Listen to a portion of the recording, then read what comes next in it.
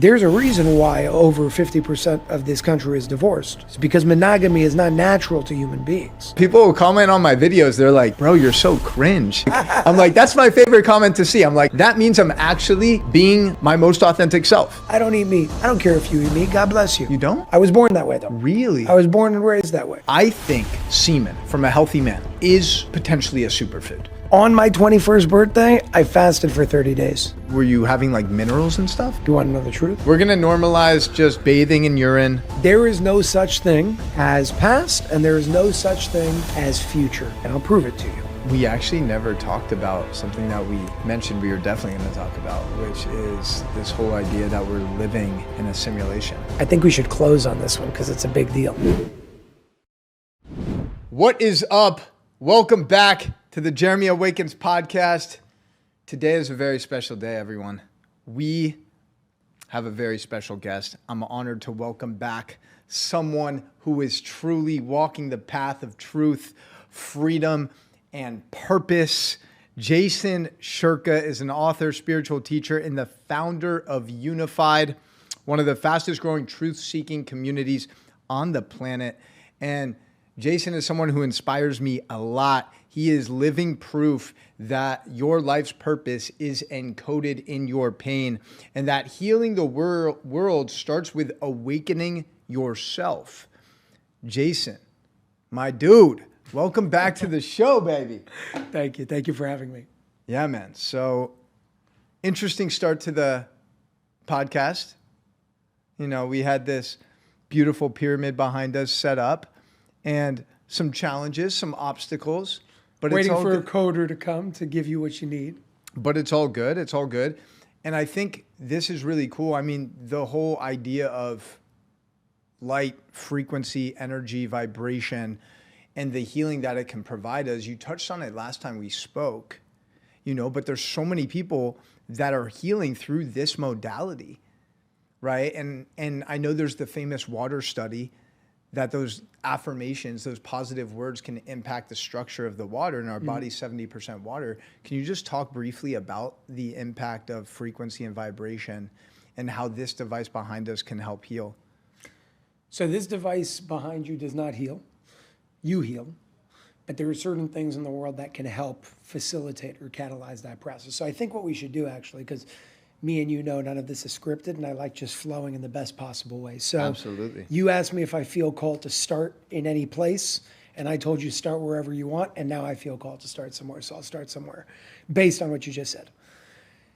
Before we understand anything with this, before understanding the light system, before understanding any technology, any healing modalities out there, whatever it is, I think there's a basis that most people lack when it comes to their understanding, lack when it comes to their awareness. So if you're open to it, I actually want to start with something that I've been sharing over the past month and a half, 2 months on the Revolution of Healing Tour, a very concise and sort of chronological way of understanding what the fundamentals are of health and wellness, what the difference is between health and disease, how to go about measuring health versus disease, and then how to go about changing it. That's where I really feel called to start. So if you want to dive into that, I'm ready to go. Let's get it. I'm ready. Okay, so where do I want to begin? There's a whole lot to do. I think you should get the mic a little closer to your mouth. Sure. I know you like big round objects near your mouth, so let's get it. So I think the best place to start is the fundamental of absolutely everything, what everything is based on. So what that is, I'll get to, but I'm going to reverse engineer it. We focus on what we can see in the world, and what we can see is our physical bodies. It's everything physical that we could touch, that we could feel, that we could smell, that we can hear, and so on and so forth. And that's our biggest problem. Our problem is that we focus on what we can see. We focus on physics, things that are physical. Now, I'll ask you, Jeremy, and for everybody watching, what physically is everything made of? Your body, this, the table, starts with an A. What is it? I was going to say matter. but Atoms. Atoms. Everything is made up of atoms. Now, what are atoms made up of? Scientifically speaking, without any woo-woo or anything like that, scientifically speaking, an atom is made up of subatomic particles. The majority of an atom is not physical. An atom, factually, is 0.00001% matter. That means that it's 99.999% energy. And yet we're focused on the physical, the 0.00001%. And that's our biggest mistake, because our bodies, if we're made up of atoms, that means we're only made up of 0.00001% matter. And yet everything that we do in the world is focused on how do we change things on the 0.00001%. And what I'm saying is, let's focus on the energy for a moment. Let's focus on the thing that's the root to everything else. We've been focusing on the effect instead of the cause. We've been dealing with problems from the level of their effects instead of the level of what causes them. And it's no different than the analogy that I give always. Take a tree with a poisonous seed and poisonous roots. Well, if we're just looking at the branches and we see a deformed branch, and we don't understand that the root is poisoned, then we look at the branch and we say, that's a sick branch, let's cut it off. And then a new branch grows, and it's still deformed, but it looks a little different, but it's still deformed. It's still filled with disease and poison and so on and so forth, so we cut it off. And that cycle continues, and we wonder why the tree keeps growing deformed branches, even though we keep cutting the branches off. And the reason is because the root is poisoned. The seed has toxins in it. And that's the same exact way that we're going about so-called healing in the world today. We're dealing with the effect instead of the cause. The effect is matter. The effect is physical. The cause is energy. So the rules that dictate the physical world are the laws of energy, and that's what we need to focus on. If you want to break down health and disease in a very simple way, listen, I'm not a doctor, I'm not a scientist, but there are fundamentals that you need to understand everything else. And those fundamentals between health and disease, what is the common denominator between all disease? I don't care what disease you have. I don't care what cancer you have. I don't care what kind of ailment you're dealing with. The common denominator, whether it's depression, anxiety, diabetes, heart disease, cancer, or anything in between, is energetic imbalance. That's all that's going on. Now, you want to call it a different expression based on this type of cancer, or this type of this, or this type of that, fine. But the common denominator doesn't change. It is energetic imbalance. And the reason why I start there is because if we start thinking in terms of energy, the way we go about healing changes. Instead of saying, how do I kill the cancer? We start asking, how do I rebalance the imbalance of energy in my body? Because today, somebody has cancer, and they say, nuke it, do chemo. Now, I want to just preface, I'm not against Western medicine. I've said this to you before. Yeah. I am in support of Western medicine in the proper time. Western medicine saved my life with a staph infection. If it wasn't for intravenous antibiotics, I would have died. I wouldn't have been here today. All I'm saying is use the nuke as the last resort and not the first resort. Yeah. So when you're dealing with the cancer, you're dealing with the ailment, instead of saying, let's just nuke the entire body, which would be no different than saying there's a terrorist with 6 kids in the corner of this room. How do we save them? Let's just throw a nuke. Well, you're going to kill the kids too while you kill the terrorist. That's what we're doing with our bodies today. We're just nuking the entire environment of the body. Now, if it's between death and nuke. But until you get to that point, why are we taking the energetic route and calling it alternative? Why are we using that as the last resort instead of the first resort? Because if we use that as the first resort, maybe we wouldn't have to get to the last resort of a nuke. So again, I'm not opposed to nuking the body, so long as that is the last resort and there's no other option. First, try everything else. And when you see it from the level of energy, it changes everything. Because now you understand that nuking the body destroys everything. It destroys the environment. The problem is not the cancer. The problem is not the heart disease. The problem is the environment that allows that dis-ease to exist in the first place. And if you nuke the problem, you'll get rid of the effect and have it replaced with something else, but the cause is still there. The cause is a poor environment, an imbalanced energetic environment. And it would be no different than cutting off the branch and having a new deformity grow.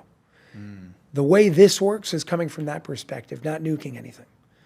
The way that I believe we should go about healing is the same way that this is based on its natural law. Change the environment so you can synchronize with something a whole lot more productive. And that's the way that I live my life. That was a classic Jason Shurka rant. Yes. There's going to be a lot of those today. Yeah, I love it.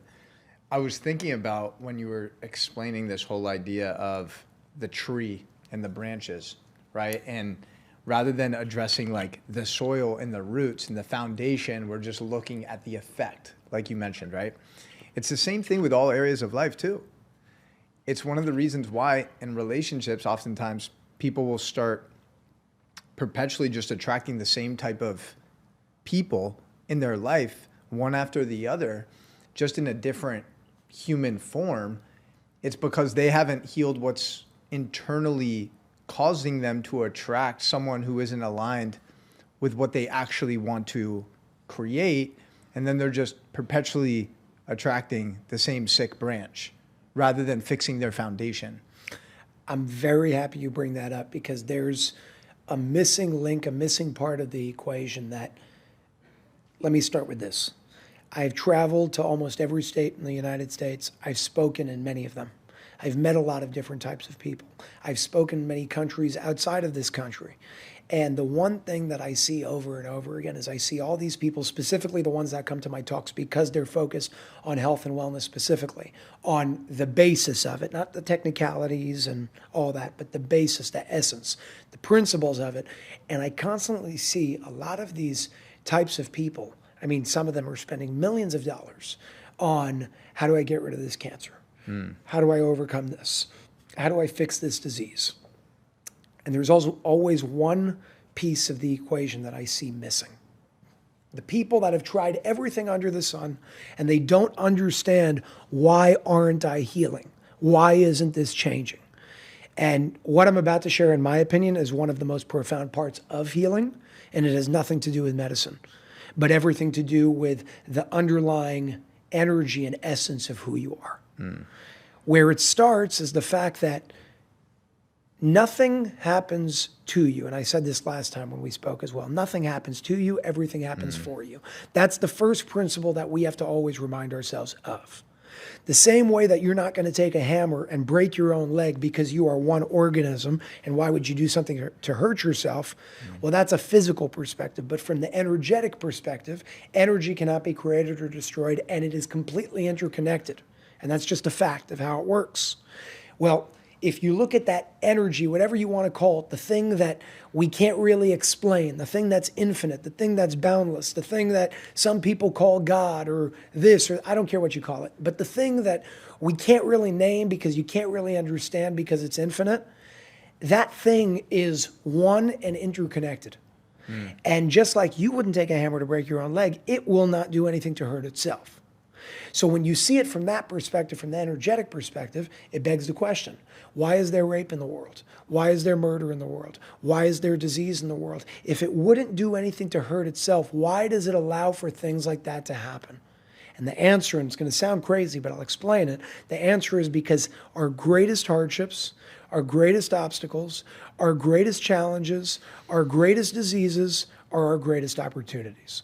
And the second that we choose to change our relationship and our perspective with those things, from the fact that they're these really bad things to the fact that they're the greatest blessings that we can have in our lives, is the moment things will start changing. And I'm saying exactly what you think I'm saying. I'm saying that there is a blessing and a silver lining in things as bad as murder, war, and rape. And I'm being very direct with you because that is exactly what I'm saying. There are people that are leading some of the greatest movements in the world. Things like stopping child sex trafficking. What, you think those people come from nothing? They were raped as children. And yet they are the greatest leaders in the world, stopping other children from getting into those same situations. There is a silver lining in every hardship that you go through, and the harder it is, the greater the opportunity there is to pull from it. Just like with a slingshot, think of potential energy versus kinetic energy. The more potential, the more kinetic. The more you pull, the more you build, the more you have to release, the further the pebble will fly. So the greatest or hardest situations in our lives have the greatest opportunities. And there are people that I meet all the time with some really, really big problems. And the problem is that they call it a problem. It's not a problem. It's an opportunity to see things differently. Because you have two choices when you deal with something like cancer. You could say, poor little old me, I'm going to die. Why am I going through this? Why is this happening to me? Or bring it. Let's go. Let's see what you got. Let's see how far you can take me, because I'm going to beat your ass. I'm going to learn how to overcome you. And I'm going to take that blessing that I learned because of you, the cancer, and teach it to everybody else in my situation all around the world. There is a blessing in every hardship. And if you don't look for that lesson, and you just allow the hardships to happen to you instead of finding why and how they're happening for you, you're going to live a pretty shitty life. That's just the truth. Facts. But when you look at those things and you say, what is the lesson here? That is the thing that most people miss when it comes to overcoming a challenge. If you don't see that, that's what causes the repetitive themes that you're talking about. Because until I learn a lesson, when somebody learns a lesson, it sounds like it's like a bad thing. It's not a bad thing. It's not a punishment. It's a gift. God is trying to give you a gift. He's trying to teach you something to grow. And if you refuse to receive that gift, well, he's going to keep giving it to you until you receive it. And until I do receive it, or if I keep saying no, I have every reason to keep getting it over and over and over again. Yeah. And that's the repetitive theme that you're talking about in your life. But again, until we sit there, no matter how hard your life is or sick your life is or whatever it is, and ask ourselves, what is the lesson that this ailment is trying to teach me? Well, good luck. You could spend millions of dollars all day. Yeah. You could try every gadget under the sun, and you could work with the greatest technologies there are under the sun. It will not help you overcome it fundamentally until you change that on the level of its foundation. The level of its foundation is a spiritual thing. It's a lesson that you need to learn. It sounds like you're talking about victimhood. Yeah. Everything good or bad is happening to me, rather than actually having that mindset of like, oh wow, what is the silver lining? How can I have the mindset that this is actually the biggest blessing? Like something massive is going to evolve from this challenge and obstacle. And in my most recent ayahuasca journey, I actually had to sit with the fact that I had been playing victim in certain areas of my life. There is no lower vibration or frequency that you can operate from than the vibration of victimhood. The person that is always just feeling sorry for themselves, making excuses, and living life like everything is happening to them. And I've been there. And that just depletes the shit out of your energy. Like you were saying with the energy imbalance. Yes. And I also, something I've been thinking about a lot too, is like I've met some of these people that are like at the biohacking conferences, and they're like doing all the things, ice baths, red light therapy, they're doing the carnivore diet, they're all the supplements, but they're still fucking unhappy. They're still not actually connected to the present moment. And I feel like a big reason for that is that they're not actually somatically allowing themselves to fully feel their feelings and expressing their most authentic selves. One of the things I love about you, and I try to do the same thing, is just speak from the heart and be real and actually feel those different energies traveling through the body and not suppress it, but actually express it. Because at the end of the day, the root cause of most disease, especially things like depression, is a feeling of disconnection. You're disconnected from your own essence, your own energy. So what are some things that people can do to start creating more balance and alignment within themselves energetically so they can start healing? You brought up Dr. Masaru Emoto. I want to talk about him for a moment because Yeah. that's part of it. It's a very big part of it. And it's very simple and it's very profound in terms of what we learned from him. But beyond what we learned from him, where can we take it to understand it further, which I want to simplify here today. So there's a million things you could do. I mean, there are things that are free, there are things that cost money, and there's a combination of both. There are things like this technology, and there are things like grounding, where you literally go outside and you step on this bare earth the way that you were meant to as a human being, without plastic on your feet, and your body's charged and the earth's charged, are having an exchange, and it reduces inflammation in the body. That's one way. Breathing is another way. Drinking clean water is another way. Eating clean food is another way. Fasting sometimes to give your body a little refresh and restart is another way. There's a million different types of ways. But there's one that I actually find very interesting that this technology is actually based on, or at least a part of it. But it's something that takes us even beyond the technology itself because it shows us how we can do certain things in our lives. So Dr. Masaru Emoto, he died around 2012, 2013, if I'm not mistaken. He was a Japanese businessman turned scientist. And his hypothesis, and I think we spoke about this last time, but he had a question. And his question in the 90s is it possible for my words, my thoughts, my emotions, my beliefs to change my environment around me? And everybody looked at him saying, there's something wrong with you. You can't do that. And he said, you guys might be right, but you guys might be wrong too. Let's do a test. So he took 2 cups of water. He really took 2 Petri dishes. And he took the same exact water, understanding that water has a molecular formation to it, made up of molecules, and the molecules form in a specific way. Yeah. So he wanted to see if this Petri dish of water and this Petri dish of water would change its molecular formation and molecular structure within the water itself based on how you speak to it and even think towards it. Now, before I take it a step further, I want to preface with this. There is no difference between speech and thought. The difference is you can hear one and the other you can't. They're both frequencies.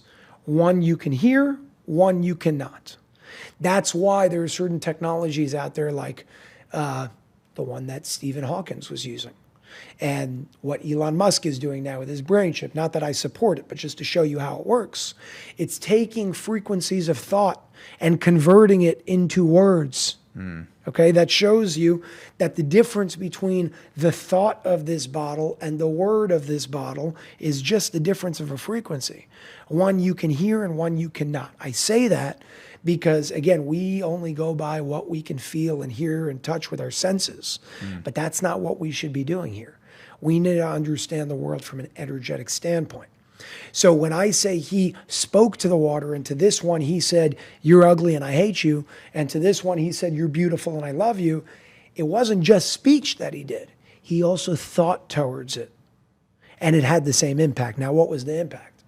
Well, the bad Petri dish, we'll call it, with the ugly, versus the good Petri dish with the beauty, he found time and time again when he took the water and froze it and looked at it under a microscope, the molecular formation of water in the bad cup was always distorted, and the molecular formation of water in the good cup was always coherent. It was creating like snowflakes and geometric shapes and so on and so forth. Now, what that means, and then we'll take it to what it really means, what that means in essence is your thoughts, your words, your emotions, your beliefs are an energy that impact and imprint water and change its molecular structure. Being that you are made up, we are all made up of over 70% water, that's really important because you want that structure. But why do you want that structure? And the answer is actually much simpler than most people make it to be. The water in your body has minerals and ions and a bunch of different things in them that allow for electricity to conduct through that media, meaning pure water is not the greatest conductor of electricity, but water in your body is not pure water. It's water with a bunch of different things in it. I'm simplifying this to make it easy, but that's what conducts electricity, things like salt and so on and so forth. Now, if you look at the molecular formation of water as you would look at a hose, if I took a hose and I kinked it all up and I turned on the water, is the water going to come out? Probably not. Yeah. You're going to have a problem. But if I untangled that hose and I allowed it to flow, the water is coming out in a very simple and coherent way. Same thing with what Masaru Emoto taught us with the structure of water in your body, only the water is the pathway for electricity and energy to move through. And the more coherent it is, the more energy flows, and the more distorted it is, the more energy is stagnant, and that's why you call it a disease or a dis-ease of energy and a dis-ease of flow. When you look at it from that perspective, what you really need to do is create coherent structures of water in the body so electricity and energy can move through uninterrupted and flawlessly to a point where you have energetic balance, which is just flow, as opposed to energetic imbalance, which is called disease. So that's part of what he taught us. That's part of what this technology does. And it's part of what we can do always in our lives. If you take love and you put it on this water bottle, it will change the molecular formation of the water. Just like if I heat up the water bottle, the container, and I put water in it, the water will heat up. Yeah. It's because of something called the law of synchronization. Everything is trying to come into homeostasis with each other. And homeostasis is not just based on the temperature of the bottle. It's based on the energy of the bottle as well. We need to think in terms of energy. You create a coherent environment, you will synchronize with coherency. Yeah. You know what comes up for me when you say that is a lot of the work behind Joe Dispenza, right, is all about the most important thing you can do energetically to create that coherence is aligning your thoughts with your feelings and emotions and your head with your heart. And your mind is in control of your thoughts, and your heart is really responsible for your feelings and emotions. Oftentimes there's a disconnect between those two things. People are always in their head and they're completely disconnected from their heart. Yeah. So if we can actually create alignment and coherence and take that 18-inch journey from our head to our heart, I find that that's when also a lot of healing starts to take place, you know, which is a beautiful thing. And like the frequency and vibration of our heart. And I feel like also unhealed hearts, talking about the root cause of all of the biggest problems and diseases in the world. If you think about all the terrible things happening in the world, like you were referring to and alluding to, whether it's sexual abuse and child trafficking and murder and all of those things, is coming from tremendously unhealed hearts. Because when you actually are operating from a frequency of love and connection, you would never want to cause harm to another human being. And I feel like that is a journey that I'm exploring more too. Especially as men, I feel like we don't talk about that enough. Like really opening up our heart space and living a life abundantly sharing that, you know? And how has that journey been for you in terms of like your heart space? I'm curious to know. Like, is there any moment in your life that you can look back at and be like, yo, I was really just operating from a lot of pain? You know, you talked about how we can transmute our pain into our purpose. Yeah. You wouldn't be doing all the work you're doing right now if you hadn't experienced some level of pain in your life. A lot of it. Yeah. And I want to touch on that. For me, it happened. I was actually much younger. I'm still young today. Both of us are, which is awesome, by the way. I love that because I think it shows a lot of people what you can do at a younger age without having to wait till you're 60 to be able to reach something awesome. But for me, between the ages of 14 and 18 years old was what changed my life the most because of how bad it was. And I was completely out of alignment. And I was doing everything that I was not supposed to do in terms of my purpose and my path. And I was drinking a lot and smoking a lot and doing what everybody else was doing around me. But for me, it was like extra bad because it was so not a part of anything that I was here to do. And throughout that period of time, I completely shut myself down. And I shut myself down because up until the age of 13, before that started, I was very different than people around me. Different in a good way, but I didn't understand the different in a good way. I just saw different. And, you know, people looked at me and I felt that they thought I was weird and I didn't want to be weird. So I created a different persona. And that's what I did for about 4 to 5 years. And as I created a different persona, and it sounds funny because I was only 14, 15, but like I was like running nightclubs in New York City at 15 years old. When did you start growing your beard? Like 13. 13. Okay, so, you know, it wasn't That's the so average funny. 14, 15-year-old. Like, it was a completely different ballgame of what was going on there. I grew up very, very fast. So from 14 to 18, I was doing things that most 25 to 30-year-olds were doing. Yep. And somehow my parents were okay with it. I have no idea what was going on there, but They were completely aware of what you were doing or no? Yeah, somewhat. Maybe I lied about some of it. I don't even remember. It was a point in my life where a lot of it I don't even remember because of how disconnected I was. It was crazy. And what I could tell you is the further I steered off of my path and off of my purpose, the more I got hurt. And that's where my shoulders started dislocating. I dislocated my left shoulder 23 times. I got 3 shoulder surgeries by the age of 18. I got a staph infection in my leg. It almost killed me. And it was a crazy situation, a crazy series of events over a period of 4 years of a lot of pain. By age 18, I was in a sling for 10% of my life. I was in the hospital time and time and time again. And it kept bringing me to a point where in the beginning I wasn't listening, so it kept happening. It was the repetitive theme, right? It goes back to what we were talking about. I was not looking at the lesson. I was a victim to it, or at least I thought I was. Yeah. And I kept saying, why is this happening to me? Why is this happening to me? Why is this happening to me? And there was one moment, talk about turning pain into purpose. It wasn't intentional.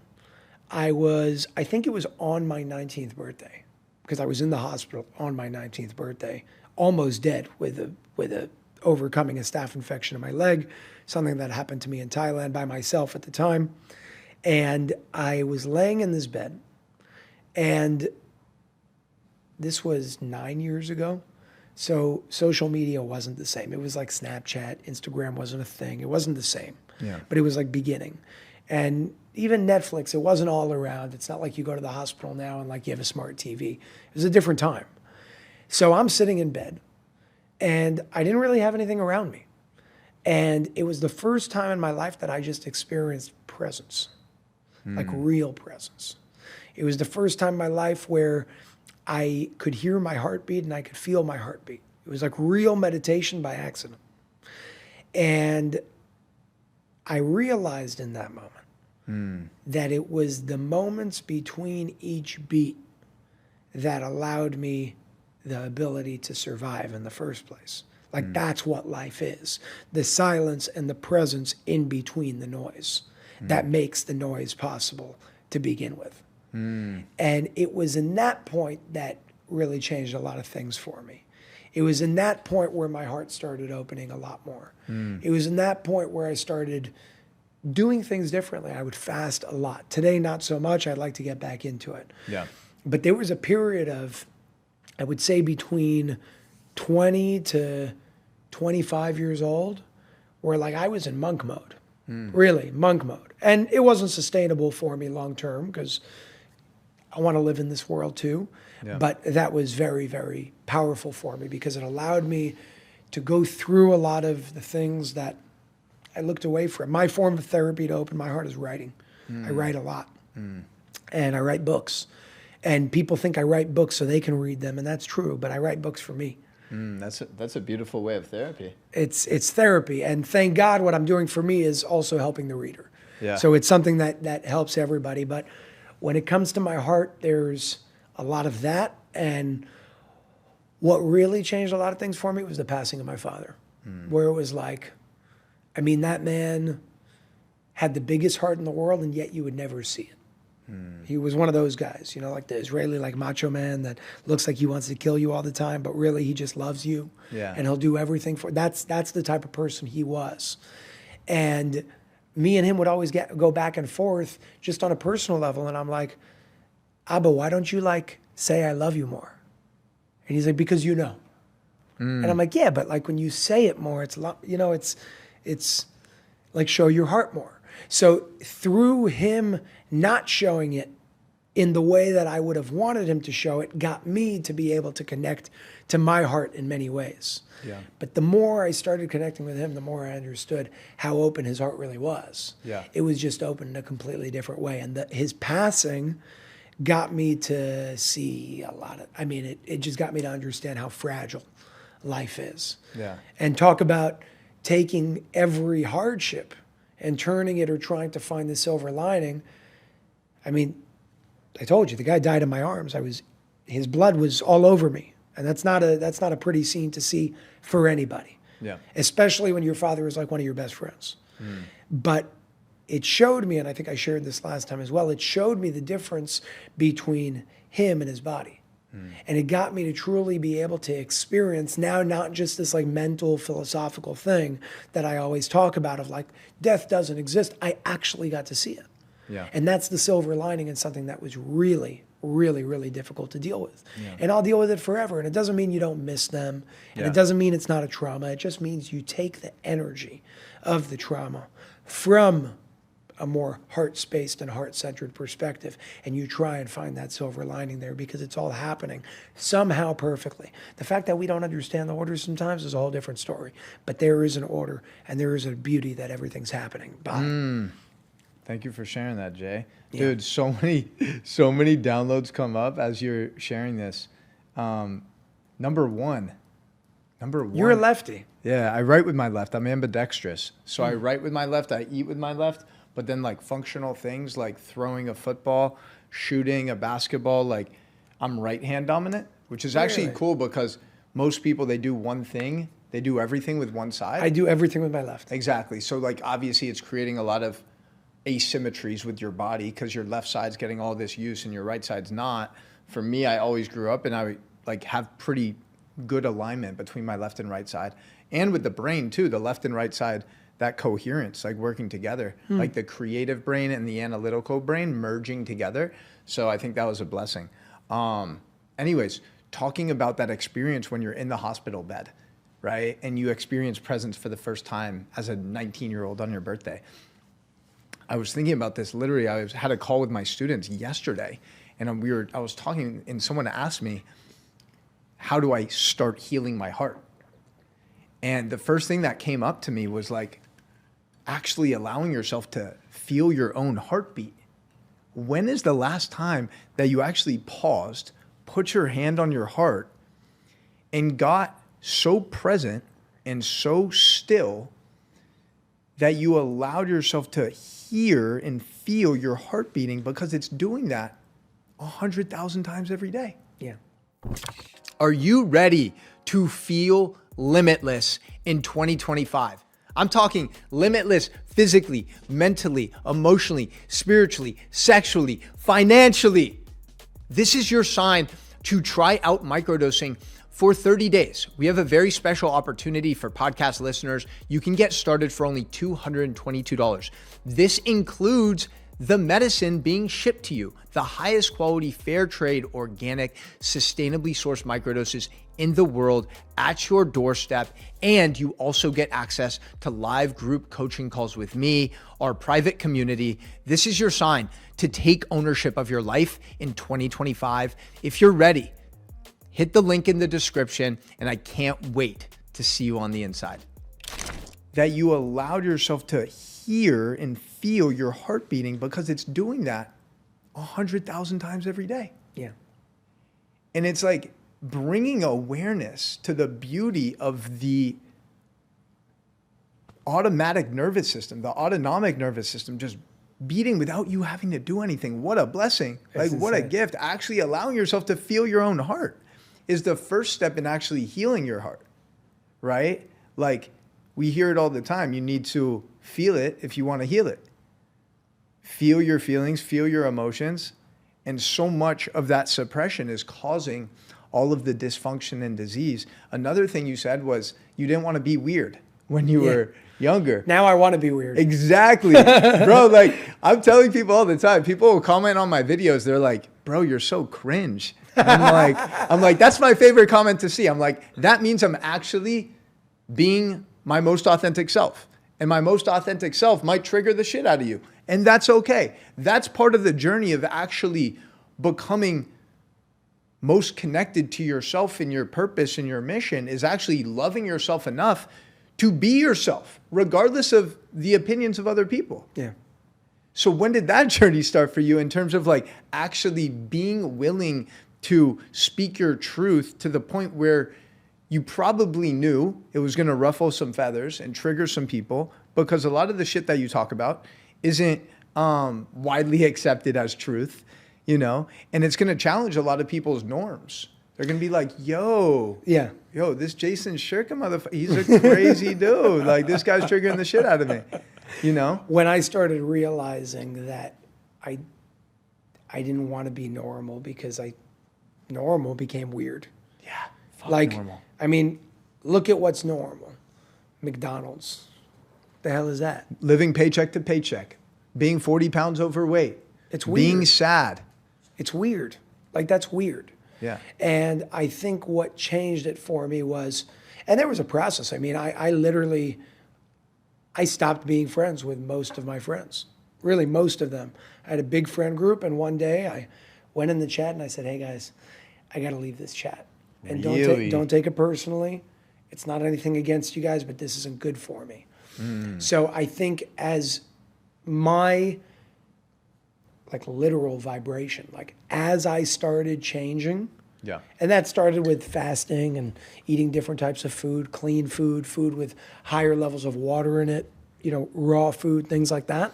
It really started changing almost like my brain chemistry. Like I started seeing things in a different way. And what I thought was funny of this types of things that my friends would say when I was like 18, 19, suddenly I looked at it and I'm like, that's so dumb. Like, I don't want to be there. It hurts me. Like I can't be around there. And I think that's what really made the change, where there was a change in my vibration of being, and therefore what resonated with me changed. Almost like music. Like there was music I used to listen to, like, you know, Skrillex. Yeah. So like I used to listen to that. Yeah. Today, if you turn that on, I'm in pain. I can't hear that. But there was a point where I resonated with that when I was like 16. So same thing with people. I started reading different books. I started writing. I started fasting. I started eating in a different way. I started being a lot more conscious. I just took a break from all the normal people.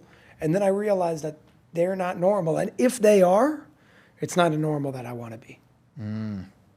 Yo, bro, I love these conversations because like you said in the car over here, it's like I can have all these notes of what I want us to talk about, and the flow of the conversation just directs us.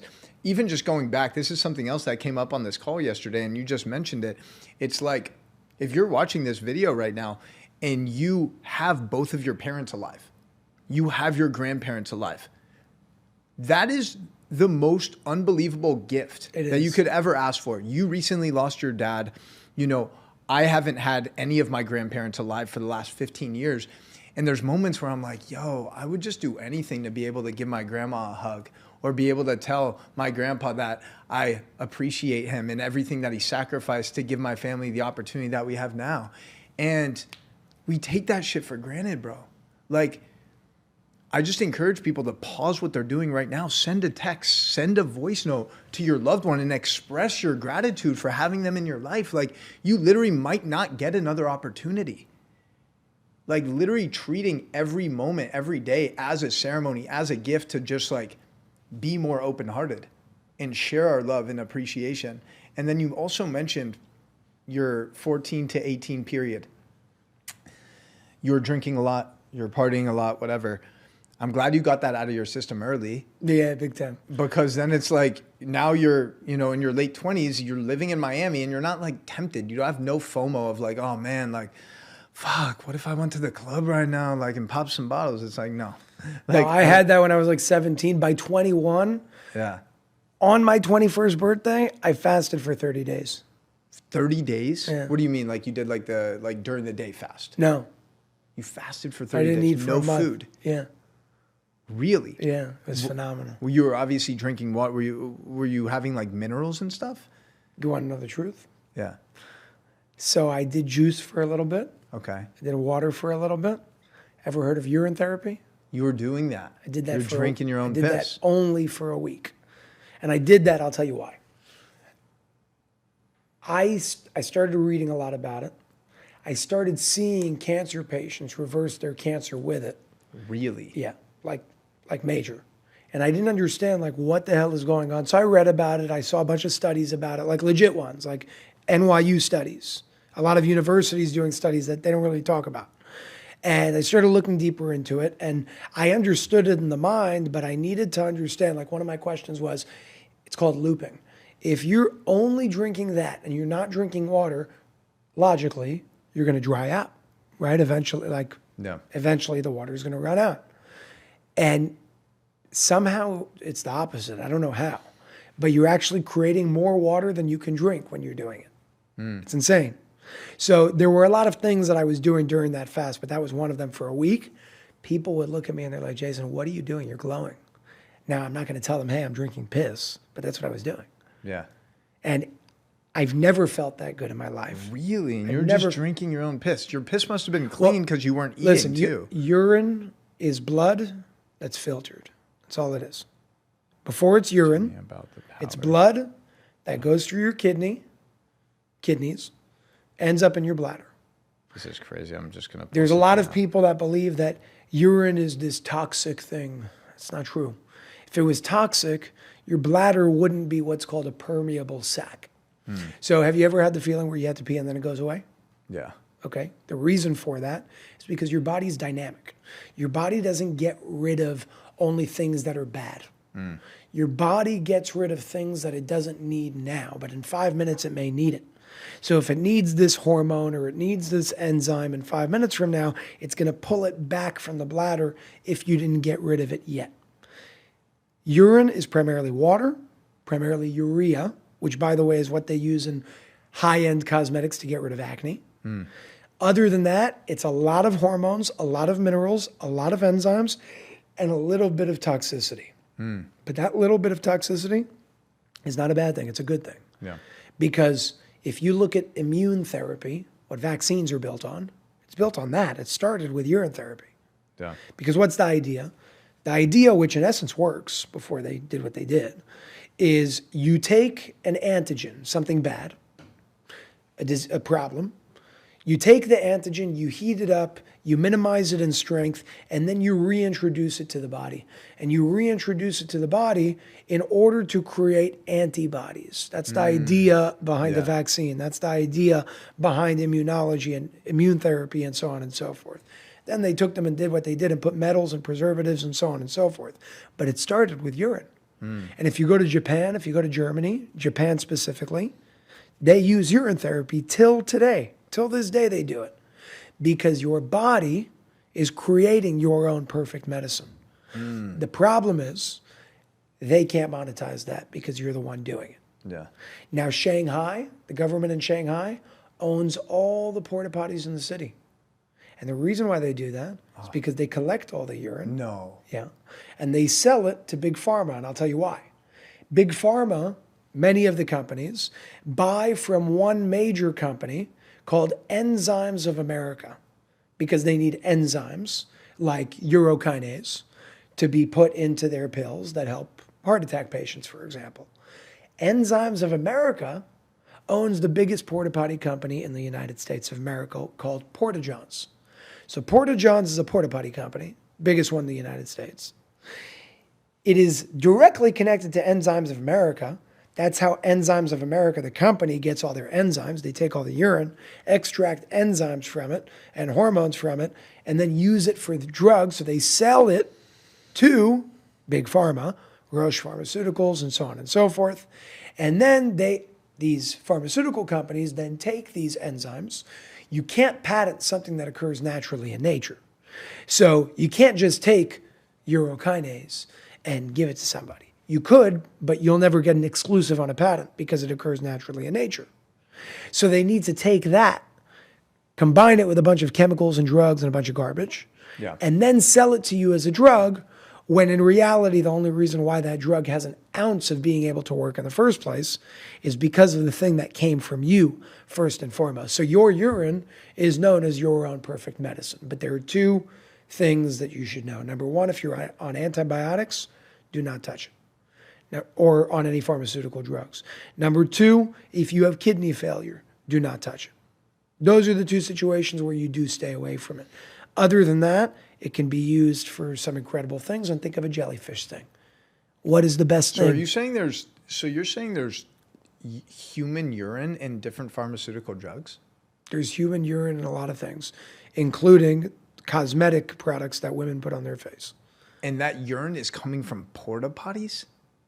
Where else do you want it to come from? That's fucking disgusting. I'm just thinking about like a music festival and like people are doing all sorts of weird things and they're peeing in a porta potty that is there are plants that take sewage water and turn it into drinking water. Oh, stop it. Jason. No. There's technologies that do it. It turns sewage water into drinking water. I wonder how Noah would respond if you started drinking pee again. Oh, I still do. I was sick the other day, yesterday. I drank it. Really? Yeah. You just like peed in a cup and just drank it right there? Yeah. Really? Yeah. Yesterday? Yeah. 11 a.m. I was sick. 11 p.m. I went to sleep. I woke up. I'm fine. And how did that taste? I'm used to it. Is it pretty horrible? Depends how you eat. If you eat bad food, if you're eating like, well, let's say I don't want to call it bad food, but let's say you eat bread or meat, it's going to be a lot nastier. And it's going to be like acidic and stuff. More. If you're going to eat a lot of fruit, it's like water. Really? Yeah. Doesn't smell, doesn't taste, doesn't anything. It's something I've never done. You don't need to drink it though. I mean, even putting it on your skin, it cleans the hell out of your skin. What, just like rubbing it on your face? Yeah, and it goes away. You're not going to smell. In about 2 to 3 minutes, you may feel a burning sensation because it's very hydrating to the skin. By the way, it's also very true with a man's bodily fluids, semen. You know, if you're getting intimate with a woman and she feels called to provide you some love. You're listening, Noah? If your partner is feeling called to provide you love and intimacy orally, you want to pay your respects by making sure that you're nourishing your body with the healthiest, cleanest food so that bodily fluid tastes good. And this is something I'm actually curious because I always do my best, especially if I know where I sense that there's going to be intimacy in that way.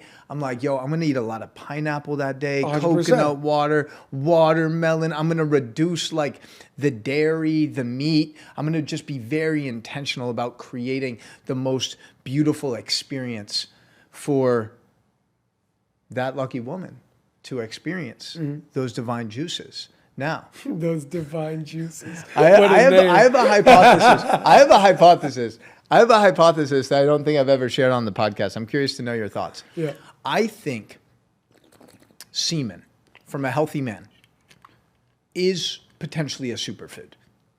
And I think It has a lot of energy.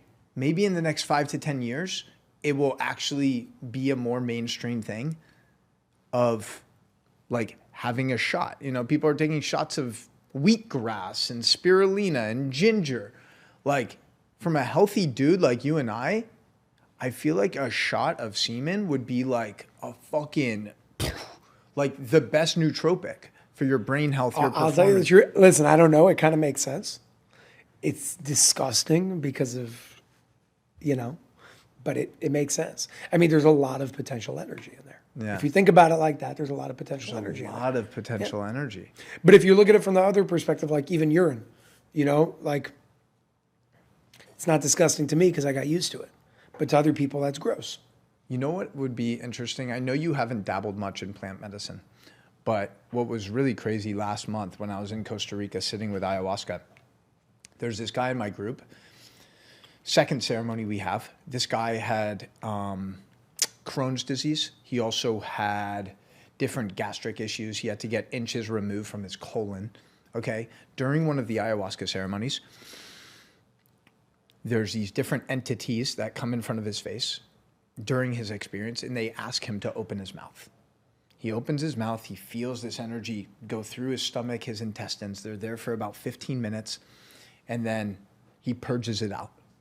He said after that moment, when he was talking and sharing this the next morning, first morning that he woke up without stomach pain in 20 years. Wow. I spoke to him earlier this week.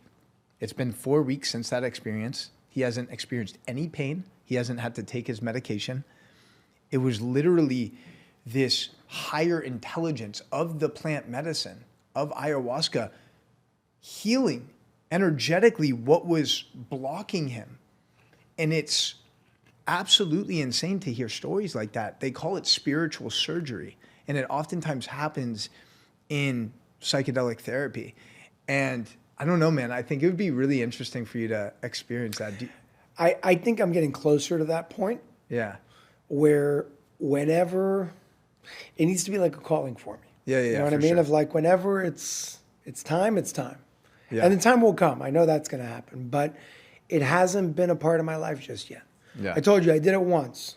I did it with my friend. He's sitting right here. We did it in Thailand, not the proper way. Yeah. We were 18 years old, Thailand, parties, whatever. Still very interesting experience, but not the way that I would ever do it again in terms of what we're talking about here. I want to connect you with the arrhythmia people in Costa Rica because I think specifically ayahuasca, it's hard to explain, but it is operating at such a high frequency. It's so unbelievable, the intelligence of nature, of these different plants. But it doesn't make you throw up a bunch? Oh, it does. And I was for 4 days, I was just shitting nonstop. It was Really? crazy. It was a very challenging journey for me, four straight ceremonies. But at the end of it, I actually haven't shared this experience. And this was probably the most vulnerable clip that I've ever captured. I haven't shared it with anyone other than a couple close friends. Basically, long story short, it's the final ceremony, 4 straight ayahuasca ceremonies. Each one is 6 to 7 hours long. And the common theme with each ceremony for me, this most recent time, was like I was just releasing and shitting a lot. At some point, it's just water, every 10 minutes going to the bathroom. And it got to the point where it was very frustrating because anytime I was getting close to having a vision and opening up a new portal, I would get interrupted by having to go to the bathroom. So the final ceremony, 4th ceremony, it's like 5 a.m., okay? We're finishing up. Everyone's like feeling amazing. They're dancing outside with the sunrise. And I just feel this urge to purge out the mouth. And it wasn't coming. And it was very frustrating. And I felt so weak physically because I basically released all the nutrients I had in my body. Yeah.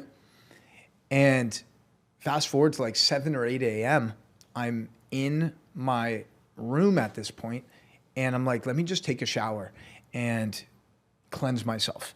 As soon as I turn the shower on, I feel all the movement in my stomach. I'm like, yes, I'm finally going to purge. They don't call it getting sick, by the way. People in the West think when you vomit, you're sick. Actually, you're getting well. You're getting better. Because you're removing different energetic and emotional blockages that no longer serve you. So every time you go to the bathroom for a number 2 and you're releasing, every time you vomit, instead of thinking like, oh my God, this is disgusting or I'm sick right now, actually have the mindset that you're getting well. You're getting one step closer to connecting to your highest self. That's how I approach it. Anyways, it's like 8 a.m., bro. And I'm just like screaming inside, not screaming, but I'm in my bucket. And I'm like, please allow me to release whatever no longer serves me. I'm naming certain people. And I'm like if I ever hurt you, I'm sorry. And then I'm like, it's about to come. Like I feel it. And I purge and I dry heave. There's literally nothing left for me to purge. I released everything those 4 days.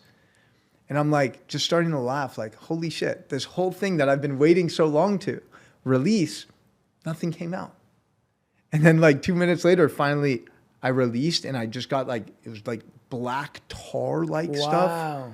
Dude, it was crazy. Some of the shit that we're holding on to in our body, like insane. But the point being, after all of that releasing, I have never felt that good.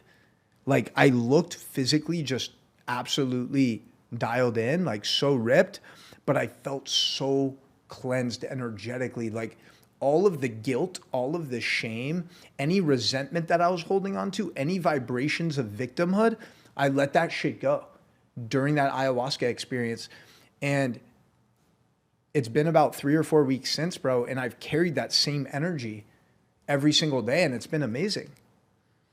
One day I'll do it. Yeah. One day I'll do it, and I think I'll do it at Rhythmia. I heard a lot of great things about that place. I mean, we can definitely get this over there. It would be a perfect fit.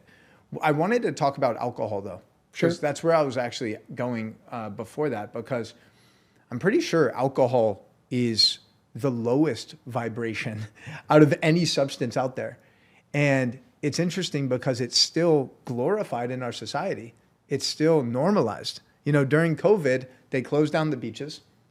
They closed down the gyms. They closed down the parks, but they kept liquor stores open because that was essential for people to have. So can you talk a little bit about how alcohol really dims our light and destroys our vibration? I have a question for you before I go there. Yeah. Why do you think alcohol is used in religious ceremonies? I can't speak for any other religion other than Judaism. Yeah, of course. But what I've learned, as I kind of dive deeper into my religion, into my connection with Judaism and spiritually and everything like that, is that in Judaism, we say l'chaim, to life. Like, we are celebrating life. We're not drinking to numb ourselves and escape our reality. We're drinking, number one, because there's a lot of holiness to grapes in that whole process, right? And number two, it's a beautiful opportunity to actually remove the veil a little bit and connect with ourselves and each other in a deeper way. Now, I think when done with intention, alcohol can be a positive. If you're having 1-2 glasses of wine with your family, with your friends, with your loved ones, maybe it does deepen the connection, right? Maybe it gets people to express themselves more authentically. But as a whole in our society, most people are using alcohol to numb themselves, escape their reality. And I just believe I much rather create a reality that I never want to escape from. So, I would say the same thing about weed. I would say the same thing about tobacco. I would say the same thing about anything. Yeah. I think there's a right way to use certain things with intention. And I think there's a harmful way to use certain things without intention. Yeah. And I mean, even with psilocybin, there are some people that most people are not using it properly. Yeah. And they're just getting high 24/7. Yeah. That's what's going on there with a lot of the people that are using it. So I personally believe it's the same thing with alcohol, where on one hand, we could say it's really bad. And on the other hand, there must be something that we're not completely understanding that I don't know, but that we're not completely understanding because it's used in so many different religious ceremonies and even spiritual ceremonies as well. Yeah. Of maybe deepening a connection. I don't know, right? Yeah. Maybe just with wine and not with vodka. Yeah. Maybe wine is different. I'm not an expert in any of those things. Yeah. What I could tell you is I've had some really good experiences with it. Yeah. I've had some really bad experiences with Yeah. it. And I think if used properly, if used in right dosages, used in right quantities, and used with proper intentions, it can bring you a long way. Yeah. But that's the same with anything else out there, from mushrooms to ayahuasca to, you could take anything amazing and turn it into something horrible if we use it improperly. So I actually wouldn't say the thing itself is what dims your light, but it is you that dims your light based on how you use it.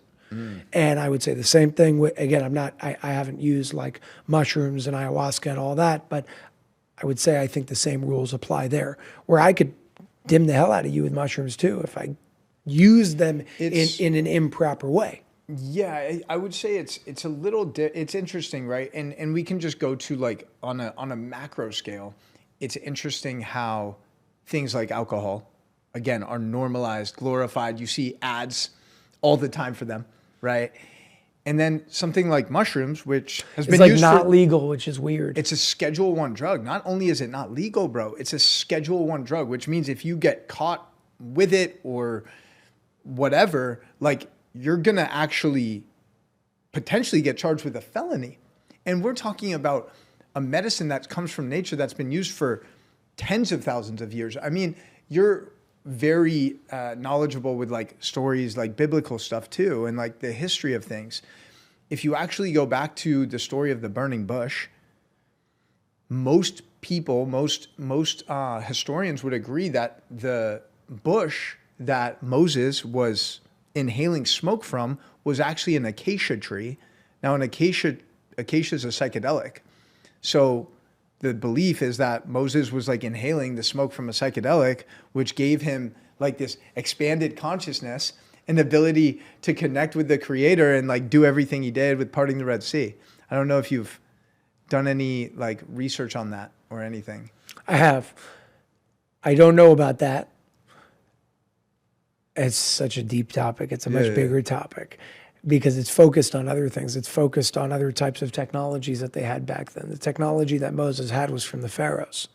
Moses was given away. I mean, he was put in the river as a little kid to be able to be saved because they said, your firstborn son, you got to kill. And when his mom, I don't even remember her name, Miriam or something, when his mom gave him away or put him on the river, and the daughter of the Pharaoh found him, they took him into the royal palace of the pharaohs. And Moses grew up under and within the pharaonic lineage and dynasty.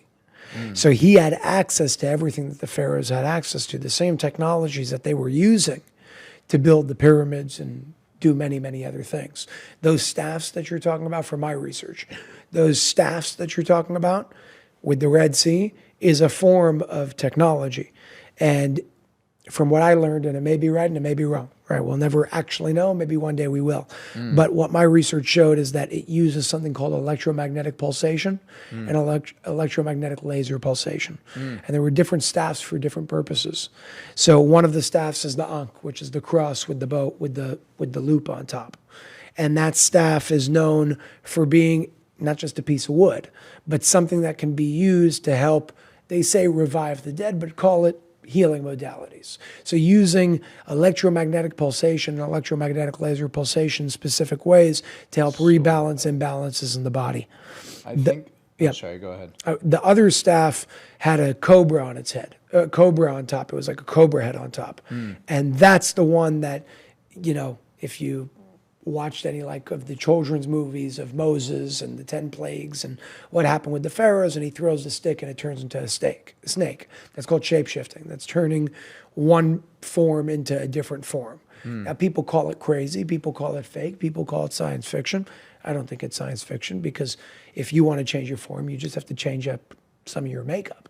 Now, are you talking about potentially transitioning into a female and using pronouns? Is that where you're not that one, no. Oh, okay. No, okay. not this one. I was not just making sure. Not bro. in this case. Okay, just making sure. You never know, bro. We're living in some crazy times, But with Moses specifically, I think that back then they were very, very spiritually advanced, and at the same time very not spiritually advanced. So there was a big gap between the individuals, and I think Moses was one of those individuals. Yeah. And at the same time, he was a person. And if you look at Moses, he murdered people. He killed people. He did. I mean, look at the story. Moses went and murdered one of the pharaohs. Right there, killed him. Then there was another 24,000 Hebrews that were killed that, God said, according to the story, they did this, they need to die. Now, that could be an interpretation, but that's what the Torah says. So it's interesting, because you look at somebody like Moses and people think that when you're like Jesus or Moses, you have to be this perfect guru Buddha, and that's not true. There are a lot of normal people that could do incredible things, and I know some of those people, where you would think the opposite of them in terms of they're the furthest from spirituality possible and the most physical type of people that you'll ever see, and they curse all the time and they get angry, and yet they can do incredible things. So I think Moses was one of those people too. Now, whether psychedelics was a part of it, I don't know. It's possible. Yeah. But I think that whether it was or not, he definitely had some sort of connection that I think we can learn from today. Yeah.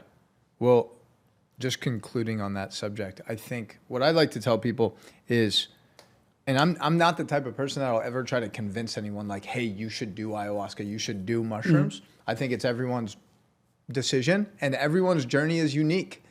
And if the medicine's meant to find you and call you, it will. Yep. It will. And then it's up to you to answer the call, right? And trust your intuition and connect. But I always just say, for me, mushrooms are the most powerful mirror.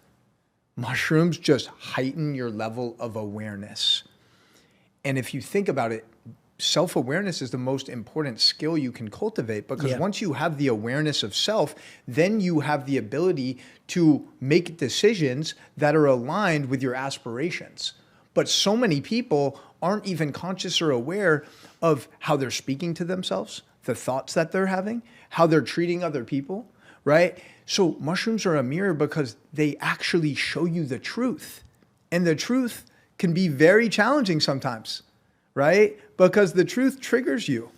It's oh shit, I didn't know I was playing the victim all this time. I didn't know I was operating with all this guilt and shame. Oh my goodness. And once you're actually conscious and aware of that truth, then you have the ability to change your energy. And once you change your energy, you change your reality. Big time. So the most important thing with any psychedelic or plant medicine, and this just goes to life in general, is integration.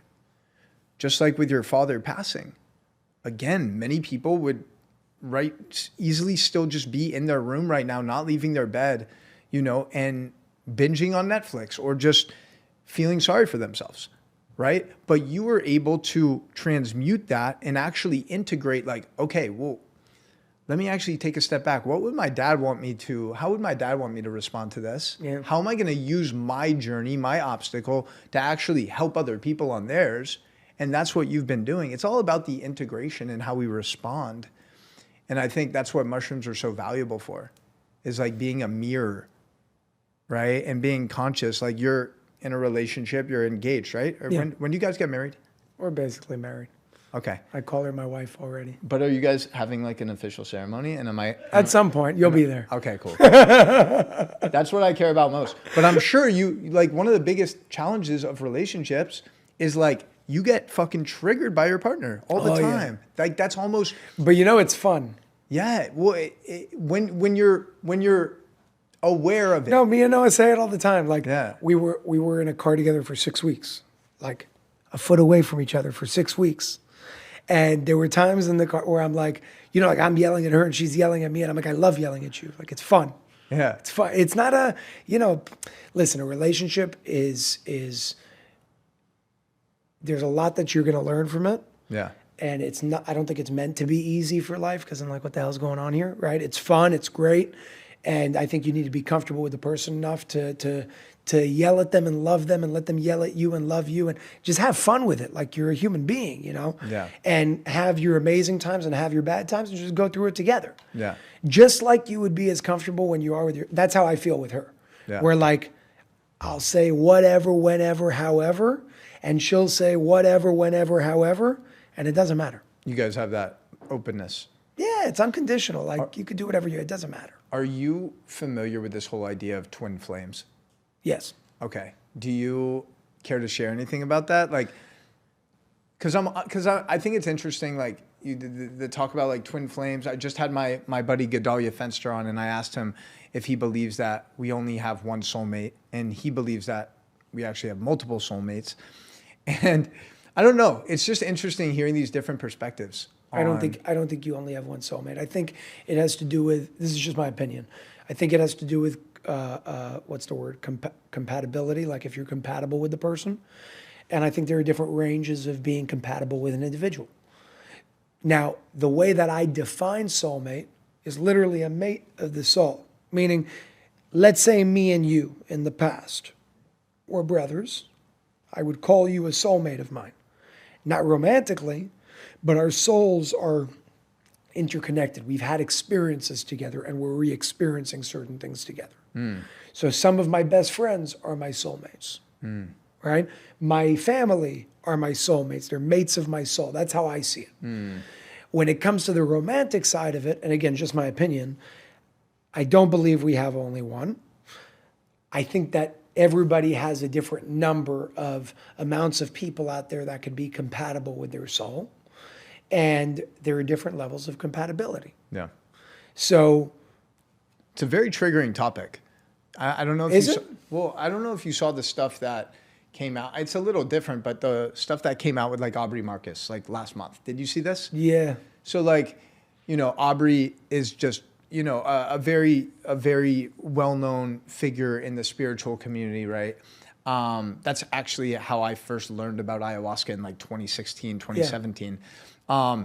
And last month recorded a podcast with his wife, and then also with another girl who was on the podcast who is like someone coming into their relationship. Exactly. Yeah. And she's become like best friends with the other girl, and Aubrey appears to be like intimate and sleeping with both of them separately. And it's a very interesting dynamic. And my opinion is like, I don't think that's what I would want to have in my life. I would have said the same But I'm thing. also not someone to like tear someone else down for the dynamic that they have. I think if the women are okay with it and they all have an agreement and that works for them, I don't see a problem. Yeah. I would see a problem if he's lying. Right. Now, that's not which he's not. It's very open. It's not something that I would do. Yeah. It's not the way that I would roll. But if that's their arrangement, that's their. What's the problem? Yeah. You know what I mean? Like, I feel like a lot of people like imposing their ways on others. Like, for example, I don't eat meat. I don't care if you eat meat. God bless you. You don't? No, I was born that way though. Really? I was born and raised that way. So like, I don't, there are these vegans that piss me off. Like, I eat eggs, but like, shut up. You know, you want to eat your way, let other people eat their way and call it a day. Yeah. Same thing with this. The guy wants to have sex with 10 women. If they're all on the same page, God bless you. Yeah. What's the problem? That's their thing. That's their relationship. It's their arrangement. And there are things that we can learn from that. And there are things that we can learn for both the good and the bad and so on and so forth. Technically, on a nature standpoint, if we look at it, I mean, look at nature. There are very few animals out there that are monogamous. Very few. I think like a swan, a seal, if I'm not mistaken, a penguin, if I'm not mistaken. Very few, though. You look at the rest of nature, like look at a lion. There's the guy, and he has all his women. Really? Yeah, that's how it works. That's how nature works. Where the man... Are all lions like that, or only like the really like powerful masculine ones? No, it's all polygamy. That's how nature works. Now look at our world. If you look at it from the perspective of Aubrey, again, I don't agree with it because it's not my way of living. But if you want to give the guy the benefit of the doubt and you look at it from their perspective, there's a reason why over 50% of this country is divorced. Yeah. It's because monogamy is not natural to human beings. Right. We've made it something that's a social norm. Yeah. And there are other places that you go to where that's not the norm, and polygamy is the norm. But this is the norm that we're living in. It's something I'm comfortable with. I would, like, just to be super transparent, like either way, having another man, bring another woman, it would bring like jealousy. I don't want that. Oh, dude, I'm sorry to interrupt you, bro. Yeah. I just see on my phone right now, it's 1:11. Hey. I think that's a beautiful transition to talk about the power of certain numbers, because I know you've had a couple of really powerful videos talking about numerology. You've talked about Aramaic, Hebrew, stuff like that. I'll let you just take that away because, you know, one of the things that I've noticed recently is like there's certain numbers that always seem to be showing up for me, like 5:55, for example. Now I set my alarm each morning, 5:55 a.m. And then 5:55 p.m. is like I'll take time to journal and reflect for 5 minutes, but I'll drive past a building, 5:55. Like there's so many places where I just see this number, and I went to the spiritual significance of it, and it was just like a lot of growth, a lot of transformation. This means that you're ascending to this new version of yourself. And I was like, okay, this makes sense. So can you talk a little bit about numerology? Every number has an energy to it. You know of cymatics, yeah? Basically the shape of sound. Every single number has an energy behind it. You can measure that energy by multiple different ways. You can literally see the molecular formation of water, just like Masaru Emoto did with words. You can do it with numbers. And you can see the shape of the energy of a number imprinted on water. If you take a bottle of water and cover it in 2s versus covering it in 5s, you're going to see different formations come because there's a different energy to the 2 than there is to the 5. Now, there are 2 different types of languages out there. There are created languages and there are discovered languages. Created languages is like English, where it's not real. We just made it up. Discovered languages are languages based on mathematics. So things like Aramaic, things like Hebrew, which is the same alphabet as Aramaic. Those are discovered languages. It's based on mathematics. How do we know that? I'll prove it to you. When you say the letter A out loud, just the letter, the sound of the letter A, and you shape that sound of A, according to cymatics, it's going to give you an arbitrary shape. But when you say Aleph out loud, the shape of the sound is an Aleph. Do you understand what that means? That means that the letter itself is the shape of the sound. It's understanding the sound and the energy of every single shape. How they knew that back then, I don't know. But they did because they've done studies today to show it. Now, in Hebrew and Aramaic, there's something called gematria. Gematria is an alphanumeric code that correlates every letter to a specific number. So Aleph is 1, and Bet is 2, and Chet is 8, and Yud is 10, and so on and so forth. And then when you take certain letters and you make up words, well, then each word has a sum to it of its numerology. So the word life in Hebrew in this case, because I know Hebrew, so I'll speak on that basis, which is chai, made of 2 letters, chet and yud. Chet is the letter or the number 8, and yud is the number 10. You get the number 18. 18 represents in Hebrew or Aramaic the resonance of life. Now let's look where else that represents the resonance of life. And the answer is the Schumann resonance. Schumann resonance, its standard deviation is 7.83 hertz. 7, 8, and 3, when you add it up, is 18. Resonance of life, Earth's heartbeat. Now, let's look at certain things that they taught us to be afraid of. 666, they call it satanic. That's 18. Take love, ahava, made of 4 letters in Hebrew, which you have a tattoo of. Aleph, hey, bet, hey. You take those 4 letters, you're going to get 1525. 1525 equals 13. 13 has been something that we've been taught is unlucky. Friday the 13th, which, by the way, I believe is today, if I'm not mistaken. Oh, shit.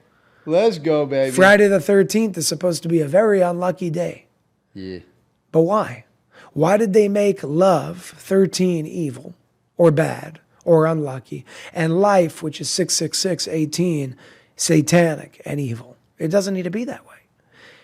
Numbers, language, it's all the same exact thing expressed differently. Hebrew is a code. Aramaic is a code. Yeah, we could speak the code in letters that we understand, in words that we understand, but it's all numbers. The word emet, if I'm not mistaken, which means truth, is 18. The word echad, which means 1, is 13, which is also love. And we can go on and on and on. It's crazy. The point over here is numbers, math is what creation is based on. It's what existence is. It's all based on numbers. And when we start playing the game from that perspective, things start changing a little bit. Because like if you were just to embed certain numbers as codes, which are words, it's one and the same.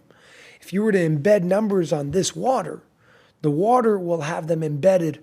If you were to embed the numbers on the container, the water would then have it embedded within them. And now when you drink the water, you take on that energy.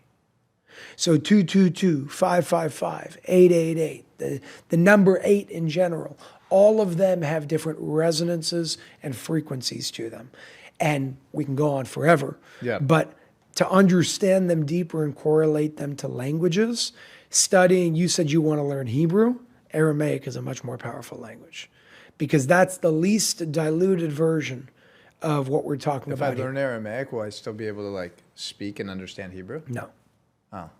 No. Well, it's too different. It's like, it's too different. Who uses Aramaic? Nobody. No one. No. Interesting. But Aramaic, because of how closely related it is to creation as a whole, you can use it to change the outcome of events. Yeah.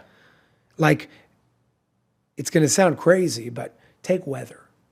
Okay, weather, they use something called HAARP, H-A-A-R-P, which is basically a form of energetic and frequency manipulation to change the weather.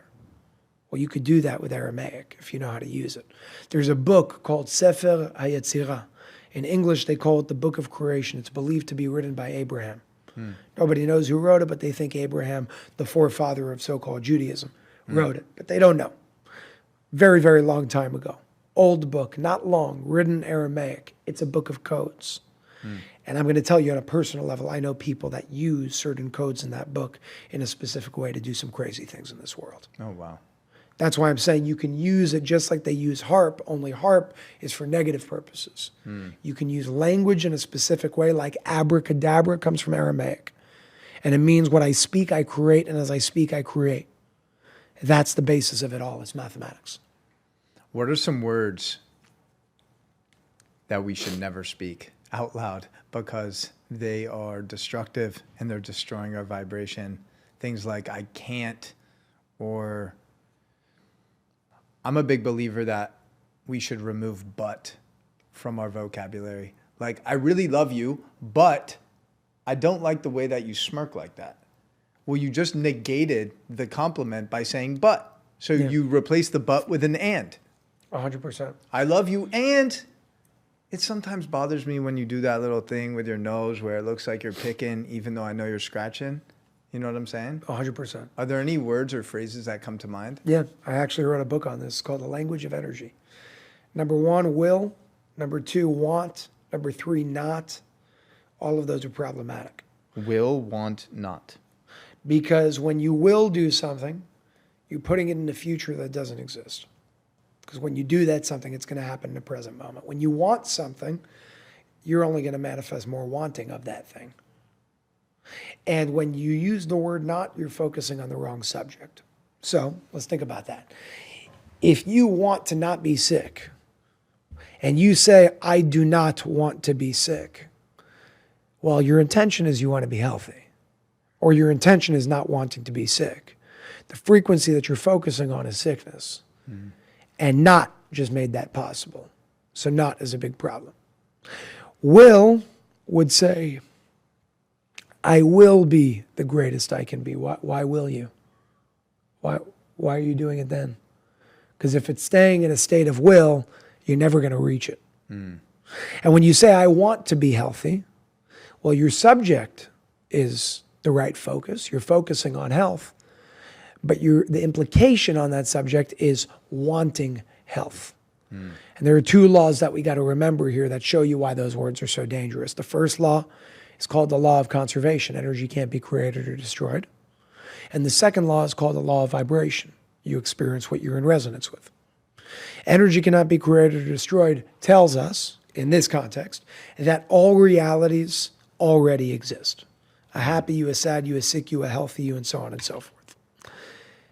The law of resonance, the law of vibration, tells us what you are vibrating with, you will experience. So when you say, I want to be happy, well, you already have that right now because the law of conservation shows us that a happy version of you exists in this present moment. Mm-hmm. And the law of vibration shows us that all you have to do is tune to the happy version of you in order to experience it now. Mm. So when you say, I want something, you're forgetting those 2 laws. When you say, I will do something, you're placing it in a point that doesn't exist. And when you use the word not, you're inherently focusing on a subject that you don't want to experience in the first place. The other side note that I would say is the word should. You could say could. Because when you say you should do something, or you should go home, or you should do this for your business, it's like a judgment. Yeah. It's a lower vibrational word. But when you say, you could do this, it's up to you. You don't have to. It's not something you should do, but you could. It changes it. It gets the person to want to do it because you just showed them an opportunity instead of telling them this is what you got to do. Yeah. So some examples. That's the idea too of like parallel destinies. Like they talk about this a lot in Kabbalah. Parallel destinies essentially is like any reality that you desire already exists. Mm-hmm. It's just about becoming a vibrational match to that and continuing to elevate your soul and reduce and eliminate instant gratification and all of these lower vibrations that are very easy to fall victim to, especially in the world we're living in. I actually found myself, funny story I'm just going to share with you. That night, Friday night, Shabbat dinner. Friday night Shabbat dinner was the first time I met this girl that I was really vibing with, right? She goes home, and before she left home, actually, I messaged this girl that was going to come for the after party, and I messaged her not to come. And I was like, I just think it's best if you don't come. I wanted to like have my energy with her, and I didn't want to create any like weird scenarios, whatever. So Liel left. She left Shabbat dinner and went back home. This other girl who like I hadn't really seen in a long time, but I've known her for a while. She came to the after party when like pretty much everyone had left. And like, I don't know what it was, bro, but she was like just touching me and like whispering all these things into my ear, wanted me to go to this club with her. And I was like, no, like I can't do this. I'm like, I really want to commit to cultivating a connection with this girl. And like, this goes completely against that. So I feel like that was just a test from God, and it allowed me to become closer to the destiny that I desire. You know, so life is always testing us. You said parallel lives or parallel Destinies. There's something that I want to blow your mind on something because it's really cool. And it's something that like just makes me go crazy every time I think about it. And it's not even related to what you're saying right now, but I think it needs to be shared because it has to do with the parallel destinies and the idea of time. Yeah. So you know how they say time doesn't exist? And you know how they say that everything that happened already happened and everything that will happen already happened and nobody really understands what that means? Yeah. So it brought me to this idea of parallel lives because people say past lives and future lives, and then there's parallel lives. So like, what is time and how do we understand that? Because it really, really, really shifted everything for me when I saw it, and I just feel like I got to share it here because it's Let's crazy. do it, bro. So there is no such thing as past, and there is no such thing as future. And I'll prove it to you. Do you know what the speed of light is? No. 186,000 miles per second. It's very fast. It's about 7 times around this planet every single second. 186,000 miles per second is the speed of light, meaning if me and you were 186,000 miles away from each other, and the speed of light is 186,000 miles per second, and I turned a light bulb on, how long would it take for you to see the light bulb turn on? 1 second. 1 second. Now here's what's interesting. When I turn the light bulb on, it happens in my present, but I am looking at your future because you are seeing it 1 second after it happened in my present reality because of where I am in relation to the light bulb. Now let's make that a whole lot bigger. 1 light year. Pay attention to the fact that they're defining a distance through time because that's what time is. It's how long it takes for light to reach point A to point B. Time is the measurement of light at the speed of light from point A to point B, and that's what a light year is. So 1 light year is 186,000 miles per second multiplied by the amount of seconds in a year. It will give you about 5 to 6 trillion miles away. That's the distance of 1 light year. So now I'm going to ask you again. If you are 1 light year away from me and I turn a light bulb on, how long will it take for you to see the light turn on? 1 second. 1 year. 1 year. Sorry. One year. Because you're 1 light year away from me. So what's happening in my present, I am seeing your future. And when you see it, your present will be my past. Ah. It's all happening at the same time, depending on where you are. So I'll give you a real life example. The sun, 93 million miles away from this planet. If the sun were to explode right now, theoretically, it would take you 8 minutes to experience it. Because the light of it would take 8 minutes, or the no light in this case, would take 8 minutes to reach you at the speed of light. The closest star, with the exception of the sun to this planet, is 4 light years away. So quite literally, when you're looking up at the night sky tonight and you're looking at the stars, you're looking into the past. It's their past, it's your present, and they're looking into your future. Wow. It's all happening at the same time. If me and you tonight look up and see a star 10 light years away explode, that explosion happened in 2015. Wow. You understand that? And yet if we now go to that star and take a telescope and look at Earth, what are you going to see? You're going to see Earth in 2015. Because the light of that experience is there. So if you want to see what happened in ancient Egypt without guessing, what you would need to do is find a way to get about 3,000 light years away from this planet instantaneously. And if you can do that, you take a telescope and you look at Earth and you will see what happened 3,000 years ago, because the light of the experience from 3,000 years ago is 3,000 light years away. That's where it is. So what we call our past on this planet is present somewhere else based on the speed of light and the distance of how far away it is. And yet to them, it's the future. The past, the present, and the future are all the present. But the illusion of the past and the future are based on where you are relative to a different point. And if you were to theoretically be able to zoom out of the entire universe, which you can't because it never ends, but let's assume that you did, there is no past and future. It's all happening simultaneously.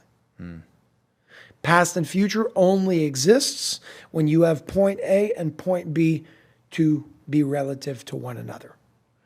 And I bring that up because you brought up parallel destinies, which means there's no such thing as a past life.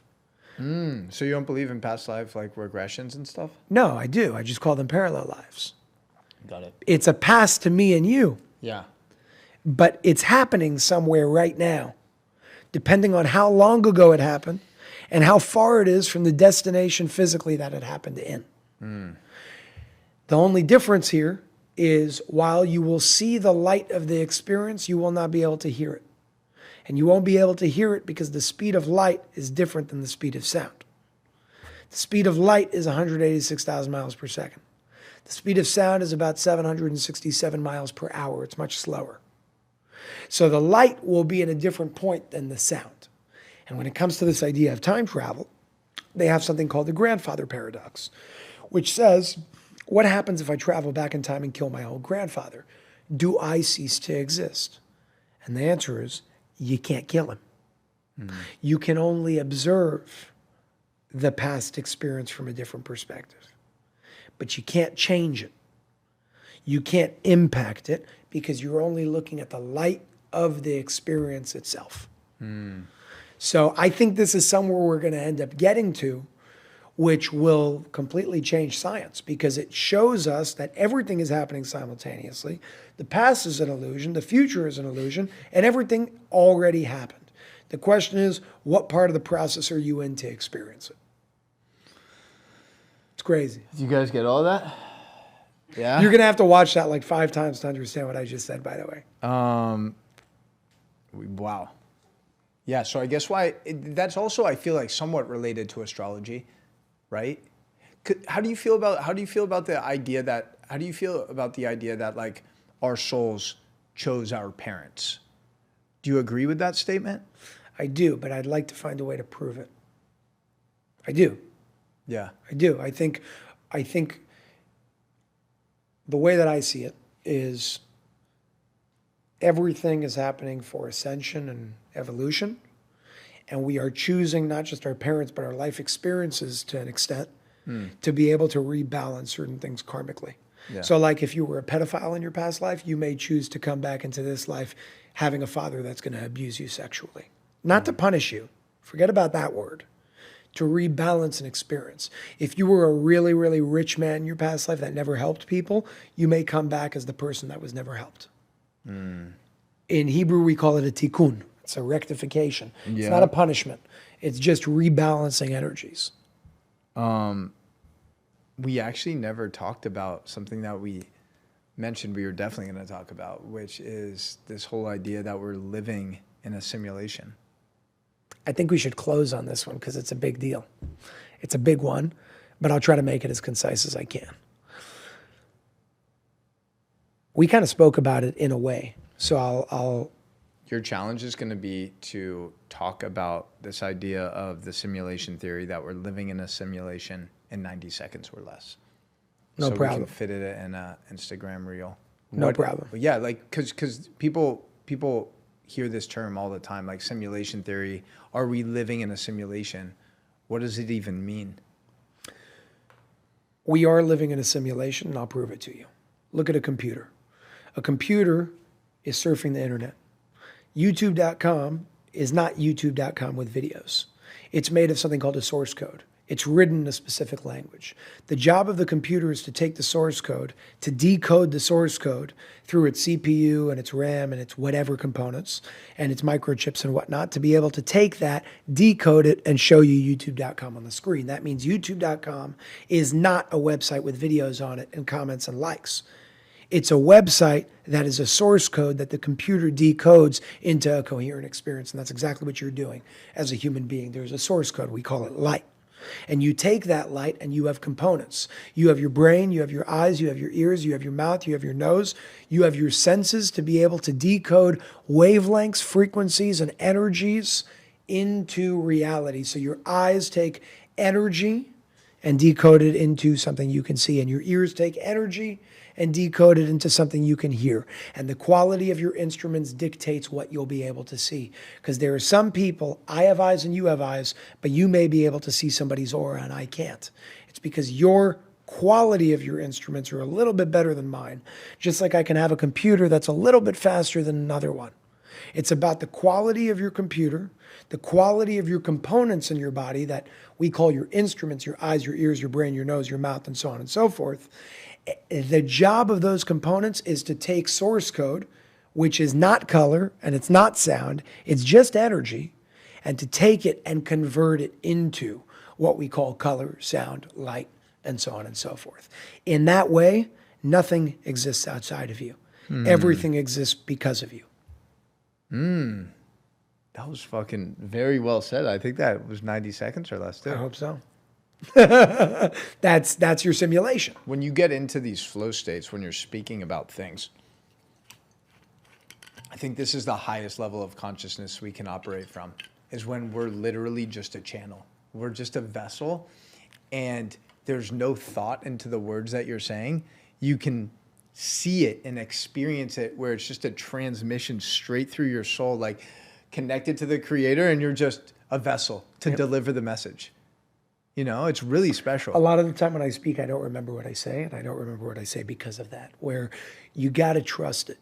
You got to trust that you're not smarter than whatever's going on here. And if you surrender to, like, listen, I've done, it takes a risky attitude. I held an event about 1.5 years ago, and I was speaking for like 12 hours a day. I didn't know how the hell I was going to do that. And like, I had a lot of people counting on me to deliver something good. Yeah. What helped me was zooming out and saying, okay, I can't do that on my own. I'm not going to try.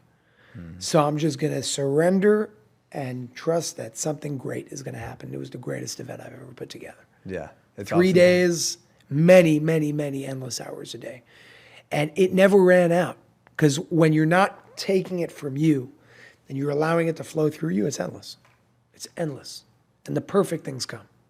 That's just a different stream of consciousness. It's faith. That's all it is. You have to have faith. And that is, that there, when it comes down to it, I feel like there really are only two ways to live life.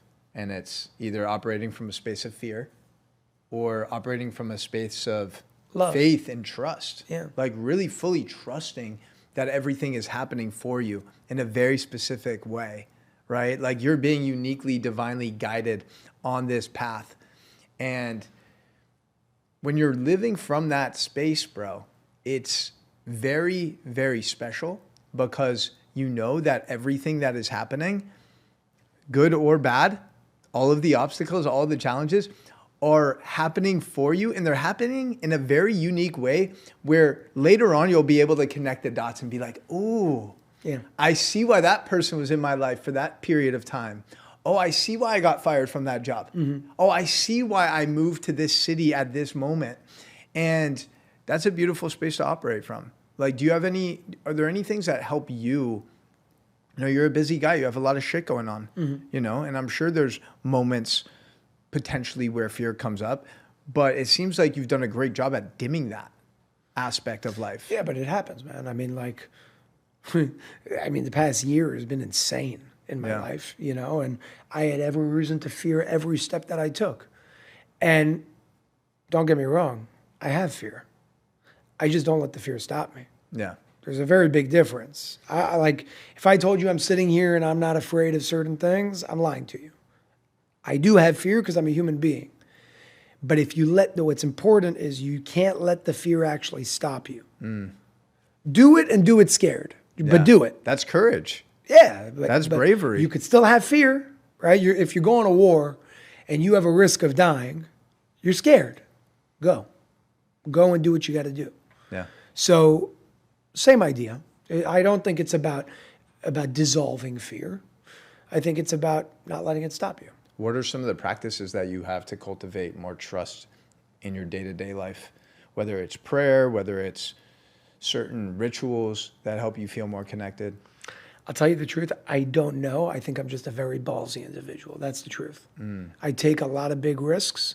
I take calculated risks, and there's something within my heart that tells me, do it from the right place and it's going to work out. And sometimes it does, and sometimes it doesn't. But I don't care when it doesn't because I find a way to fix it. And if I don't, so be it. I can't give you a direct answer of like, I meditate every day and this is why I do it. No, I just do it. Yeah. You You have your own unique operating system. Yeah, that's not really based on something logical, I'll tell you the truth. Because if I just operated from logic, I wouldn't do any of what I'm doing today. Because it doesn't make, like, there are so many moves that are against what the brain would say to do. Yeah. It's just against what the brain would say to do. And that's because the brain is wired for safety. Yeah. The brain is wired for comfort. So anytime that you are taking a risk, anytime that you're leaning in to that fear and taking action that goes against safety, that goes against the norm, there's going to be that feeling of resistance. And pushing through that feeling of resistance is really where courage is. And like that's what it's all about, is like, I think you have to be a little crazy too. you have to. I mean, you have to have you have to do anything at a high level, and especially to be like a frontier in something, whether it's all this stuff that you're doing here, whether it's like me stepping into the psychedelic space, even though it's not technically legal, right? And there's a lot of stigma. That is all courage and a little craziness, because You got to be a little crazy. because there's other things we could do that would be way easier and maybe more lucrative, right? Listen, you want to reach a high place in life, you got to do big things. That's Yeah. it. There's nobody. It's physics technically. I mean, the further you pull back the rock, the further it's going to fly when you let it go in the slingshot. It's the same idea. Yeah. Only you take that philosophy and principle and you apply it to this. Don't be reckless, right? Don't hurt people. Don't do anything like that. But you got to do some crazy things if you want to reach crazy places. That's how it goes. Yeah. And anybody from, if you're talking about like business and money, Jeff Bezos and Bill Gates, not that I like these people, but if you look at the principle, they took big risks and they did crazy things, and therefore they have trillion-dollar companies. Yeah. Like that's what it is. Yeah. So that's just from a business perspective, but that principle applies to everything. And that's, in a way, kind of how I live. Speaking of very successful entrepreneurs, people who have created a lot of impact in the world, taken some massive risks, I want to take a moment to talk about Elon Musk. And especially with what's going on recently, I mean, Elon Musk is one of the most fascinating humans in all of history. Like, if you look at the insane amount of impact in businesses he's had, right? Yeah. Like PayPal, Solar City, Tesla, SpaceX, he buys Twitter. I'm sure there's other businesses he owns that I have no idea about. He has 14 children. Like, this dude is absolutely insane, right? Do you think he is a net positive for society? It's a good question. I don't know how to weigh the negative versus the positive. Because there are some net negatives that are pretty bad, and there are some net positives that are pretty great. And it depends what we value to determine what the positive is versus the negative is, and which outweighs what. Now, take Twitter. You could say that Twitter was purchased by him because he wanted to give free speech. Right. Or we could be a little less naive and look at it from a business perspective. He bought power. And that power is worth a lot more than $44 billion, just to be super clear here. Look at what he did with the presidential election. Whatever you want to think about it, where he invested 100 or 200 million, where he donated 250 million. Trump probably doesn't win without the support of Elon and his $250 Okay, but just to be million. clear, that's not a donation. That's an investment. Of course. That's money that comes back. It's a good business move. Now, he's a very smart businessman because he knows how to take a business move and make it look humanitarian while there's a lot of positive. Now, is that a bad thing? Maybe not. Doesn't need to be a bad thing. I just want to make it real clear for the people that are played. He's a businessman. Bill Gates is a businessman. These people are businessmen. And they're brilliant businessmen. And they know how to take something that is to their benefit and only focus on how it's benefiting everybody else, like the purchase of Twitter. That's nonsense. Yeah. Okay? That whole thing was like very nice, but let's just not be mistaken here. He benefits the most. It wasn't this like hero that came, spent $44 billion, which he didn't, right? He doesn't have $44 billion in cash. He had to go and get it and figure things out, even though he's worth $400 billion.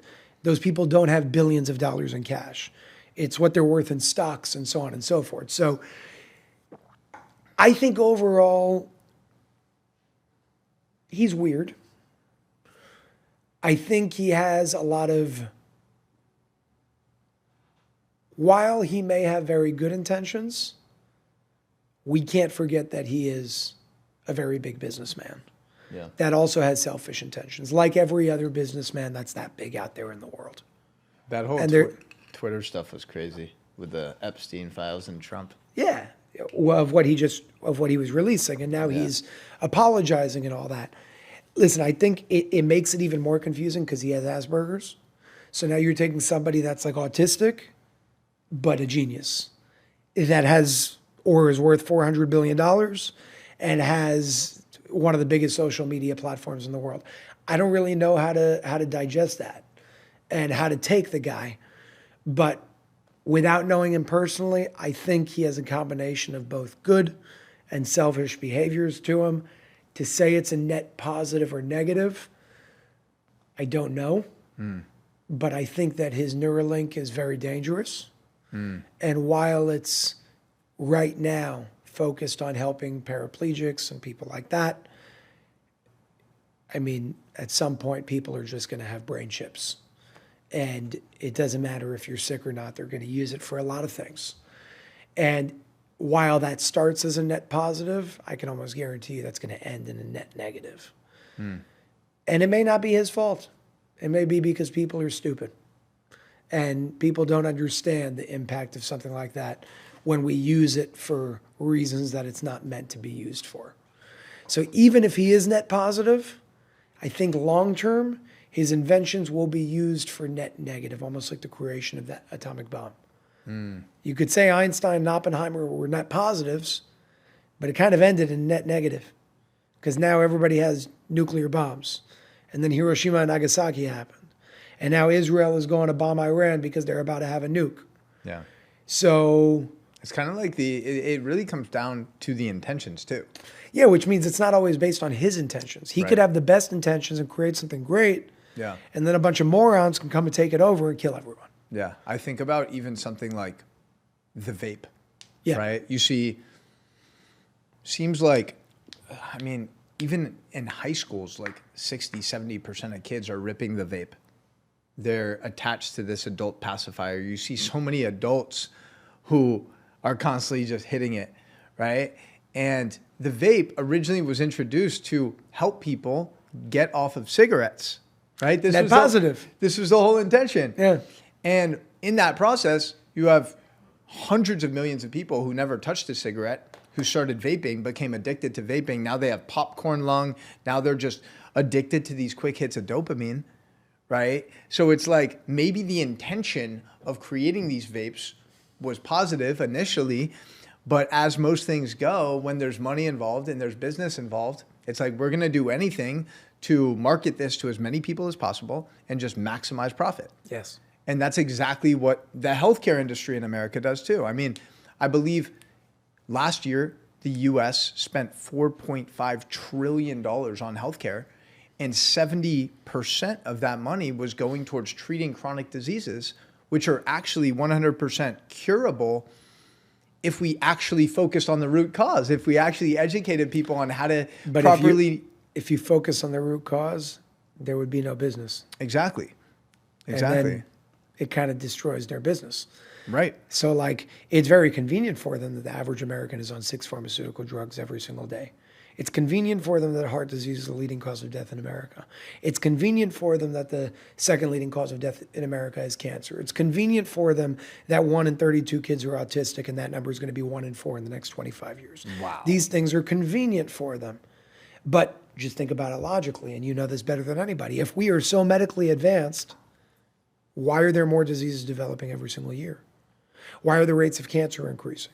Why are the rates of dis-ease increasing across the globe in general, and especially in this country?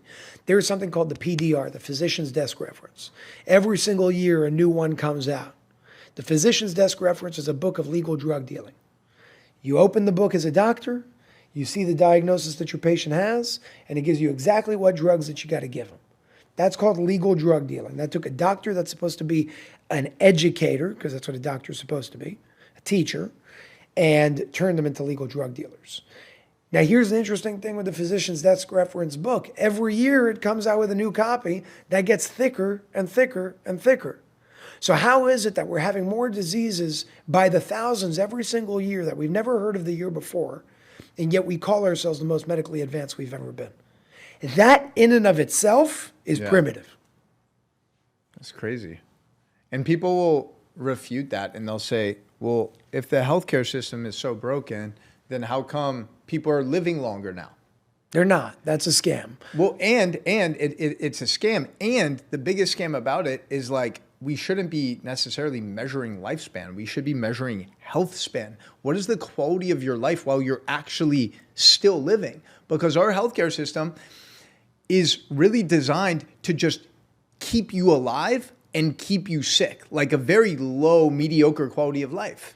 Yes. Like, there's so many people that are living till the age of 85, but for the last 35 years, they've been popping 6 different medications every day, and they're completely miserable. That's not fucking living, bro.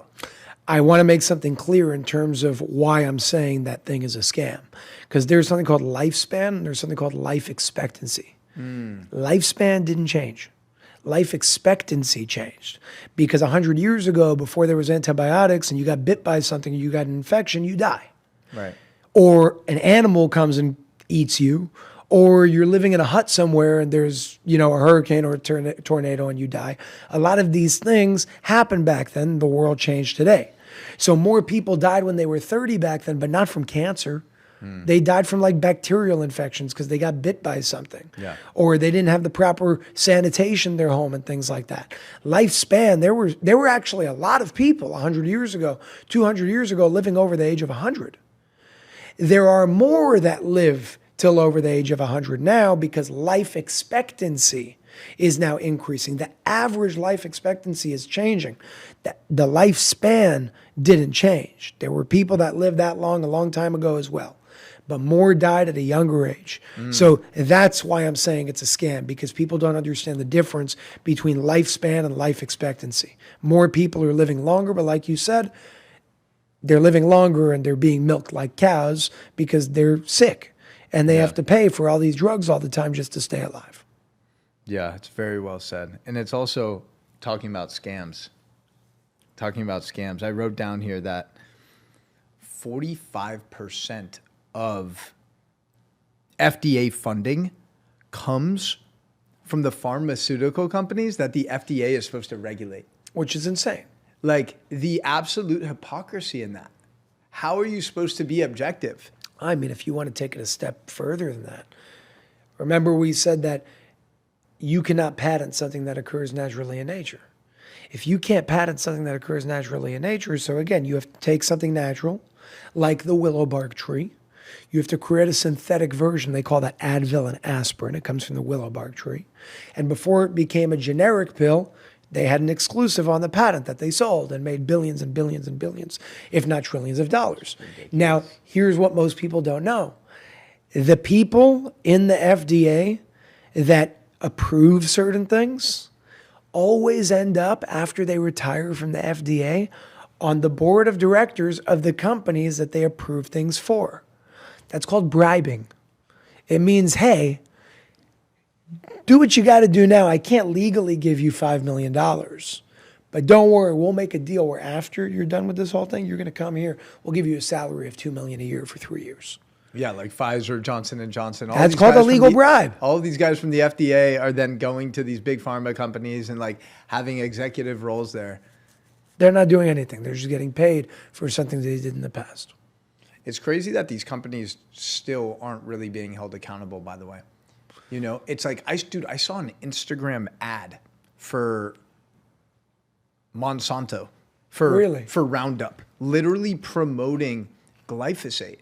And we were talking earlier about, you know, the branch and the tree and everything. What's the real foundation? The real foundation of our health comes from the soil, right? And in America, a majority of the soil is being sprayed with Roundup, which contains glyphosate, and that glyphosate is disrupting our endocrine system. It's driving inflammation. It's driving disease. That's why when you go to Europe, you eat a pizza in Italy, right, where glyphosate was banned 10 years ago, you have no issues. I go to Italy, I crush a whole pizza every day, I eat gelato, and because they're actually using real ingredients from high quality soil, you don't gain weight, you don't experience all the problems you do in America. It's crazy. The topsoil in this country also changed big time. Topsoil used to be, feet. Now it's like 2 inches or like 1.5 inches, which is insane. And that's why, like, you go to Alaska where the topsoil is much thicker and less corrupted, you get things that grow much, much bigger. You get a pumpkin in Alaska, it's massive. You grow a pumpkin here, it looks like it has cancer. It's like, it's not growing. And it's because of the topsoil. So things back in the day used to be much bigger. People used to be bigger. Everything used to be bigger because there was a lot more nutrients. There was a lot more, everything was a lot richer. Yeah. And today, look at cars, right? Everything used to be made of like steel and it was a lot stronger. Now on the best car, you could pay 120 grand. You have a plastic bumper. What do you feel about electric cars, by the way?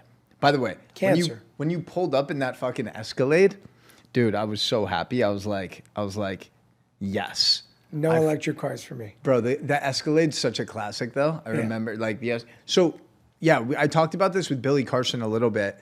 You know, Teslas. It seems like every car brand and company now is releasing their EV model. These electric cars that we were told are more green for the environment and that they're healthier and they're better and we save money. And it's all of these things that appear to be positive, but that's not true, is it?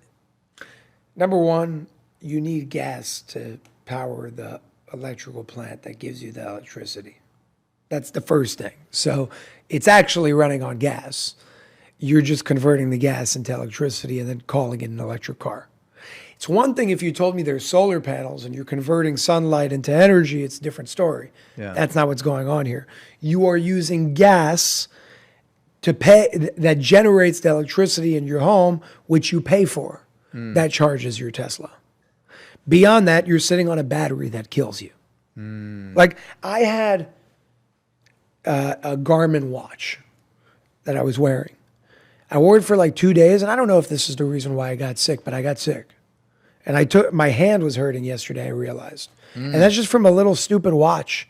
That's not even an Apple Watch. It was one of those running ones that I was using to track certain things. And 2-3 days in, 4 days in, I started not feeling well. Now, I don't know if it's because of that, but I can tell you I haven't worn it since yesterday. I feel great right now, too. So Teslas are that on crack. You're sitting on a massive EMF, and it's radiating you in a microwave 24/7. It can't be healthy. Even if it's healthy, which it's not, let's assume that it was like healthier for the environment, which it's not, because you have to take all these minerals and lithium and so on outside of the earth. You have to take it from the earth and mine all of these things. And where do you put it when they die? That's also a whole toxic mess that's going on. But it's killing you. And if you're not healthy, then how is this world healthy? When I take an Uber and it's a Tesla and it's like a longer ride, like 45 minutes to an hour, I feel different after that ride. I feel like there's some fogginess in my brain. And I was riding one of my friend's scooters, and the scooter has a lithium battery on the bottom. And I'm telling you, I have a scooter as well, and I'm sure it has the same type of battery. But my scooter has a seat on it. So with the seat, my feet don't have to touch where the battery is. On his, it doesn't have a seat, so I was standing on it. Do you know how much I couldn't stand on it? Like, I was riding it for 10 minutes, and I felt like I was dying. Like, it was hot, but like radiation hot. It was weird. So I know the feeling that you're talking about. It's also like, I see this all the time. I'll see people and they'll be working with their laptop and their laptop's right over their genitals. And there's no protection in between. It's essentially like putting your ball sack in a microwave. Literally. Same thing with the women too, bro. I see that women do this all the time. And it's like, this is literally your most sensitive region of the body. And you're just exposing it to that level of radiation and heat and EMFs. It's so bad. Like, you could literally just put a pillow in between. It's a very easy solution. Yeah. And then, you know, it all comes down to, Jason, I feel like our society has just become addicted to convenience. If you think about it, right? Like, you can just go on a dating app, swipe right for 30 minutes, and within a couple hours, you can probably be having sex with a stranger, right? You can go on Uber Eats, and within 30 minutes, you could have Burger King, McDonald's, whatever food you want delivered to your door without having to move. Buy now, pay later. It's convenient. Yeah, and it's the same thing with something like AirPods. Yeah. AirPods, I feel like, are so destructive and toxic. It's emitting this high level of EMFs, these electromagnetic frequencies, but it's directly connected to your brain. On your brain. You know, and people are wearing these things for 6 or 7 hours a day. I don't think it's a huge problem if you wear it for a phone call, like 30 minutes a day. Okay, Whatever, go on a run, do something. Yeah. 100%. But people literally, you know, they're listening to their podcasts, their music, they're taking their Zoom call. They're wearing this shit all day, bro. And I think we may not know the repercussions of that now, but I feel like 10 years from now, 20 years from now, we're going to see a lot of people that were negatively impacted from frying their brains with AirPods and similar type things. 100%. We're seeing it. Same thing with vapes. They're like, yeah, it's better than cigarettes until now. And then they're starting to realize certain things. When you smoke something like that for too long, over a period of time, what you thought was better may end up actually being worse. It's just a weird world that we live in. And I think it has to do with a lot of a lack of awareness, a lack of knowledge on certain fundamentals. You don't have to be an expert in something to figure out the basics of something. If you know the basics, a lot of things start making sense to you. And that's why my focus is, it's really on like energetic law. You understand that, you understand everything else in the world. Yeah. I wanted to also respect the time and the conversation. I feel like we flowed pretty well. What have you guys thought? You guys enjoyed? Excellent. By the way, spermidine is the compound. It comes from sperm. It's a longevity nutrient that a lot of biohackers have been using. There we go. Spermidine, baby. You heard it here first. We're going to normalize just bathing in urine. Bathing, what was the other shit that you were doing, you said? Like, like you took off the Garmin watch and you drank your own urine and you started to feel better. That's an interesting holistic Well, I did a story. few things. I did, the second I felt it was yesterday at 11 a.m., took off the watch, drank apple, lemon, and ginger juice, 2 of them. I went to get a massage for an hour. Yeah. I then went to the warehouse with this, and I laid in there for like 30, 40 minutes on a zero gravity chair. Then I went to this amazing chiropractor. And then I went into the sauna. Okay, so you did a lot of things. And then I slept with onions on my feet, Onions on covered in saran wrap with socks. And I woke up perfect. That's what I did. The onions with the feet thing, we're going to have to... It sucks it out. It's great. Interesting. I don't know what ended up fixing this whole thing, but it worked. Is there anything that we didn't touch on today that you want to mention? And yeah, like any parting words for the people? Number one, I think we should do a future conversation only on food, because that's agree. a big one. My parting words in general are, I'll be back. Let's do The same thing that I always say. And I really feel that we need to stop making things so complex. I'm not a doctor, I'm not a scientist. And I know some that are great, but like, it doesn't change the fundamental laws. It doesn't change the things that make this world a little simpler than we've made it out to be. And that's kind of what I live by, and that's what I ask everybody else to live by as well. Just understand the certain fundamentals that make up everything else. Understand the governing laws. Study that, and it will make it so much easier to live your life in a much more coherent way.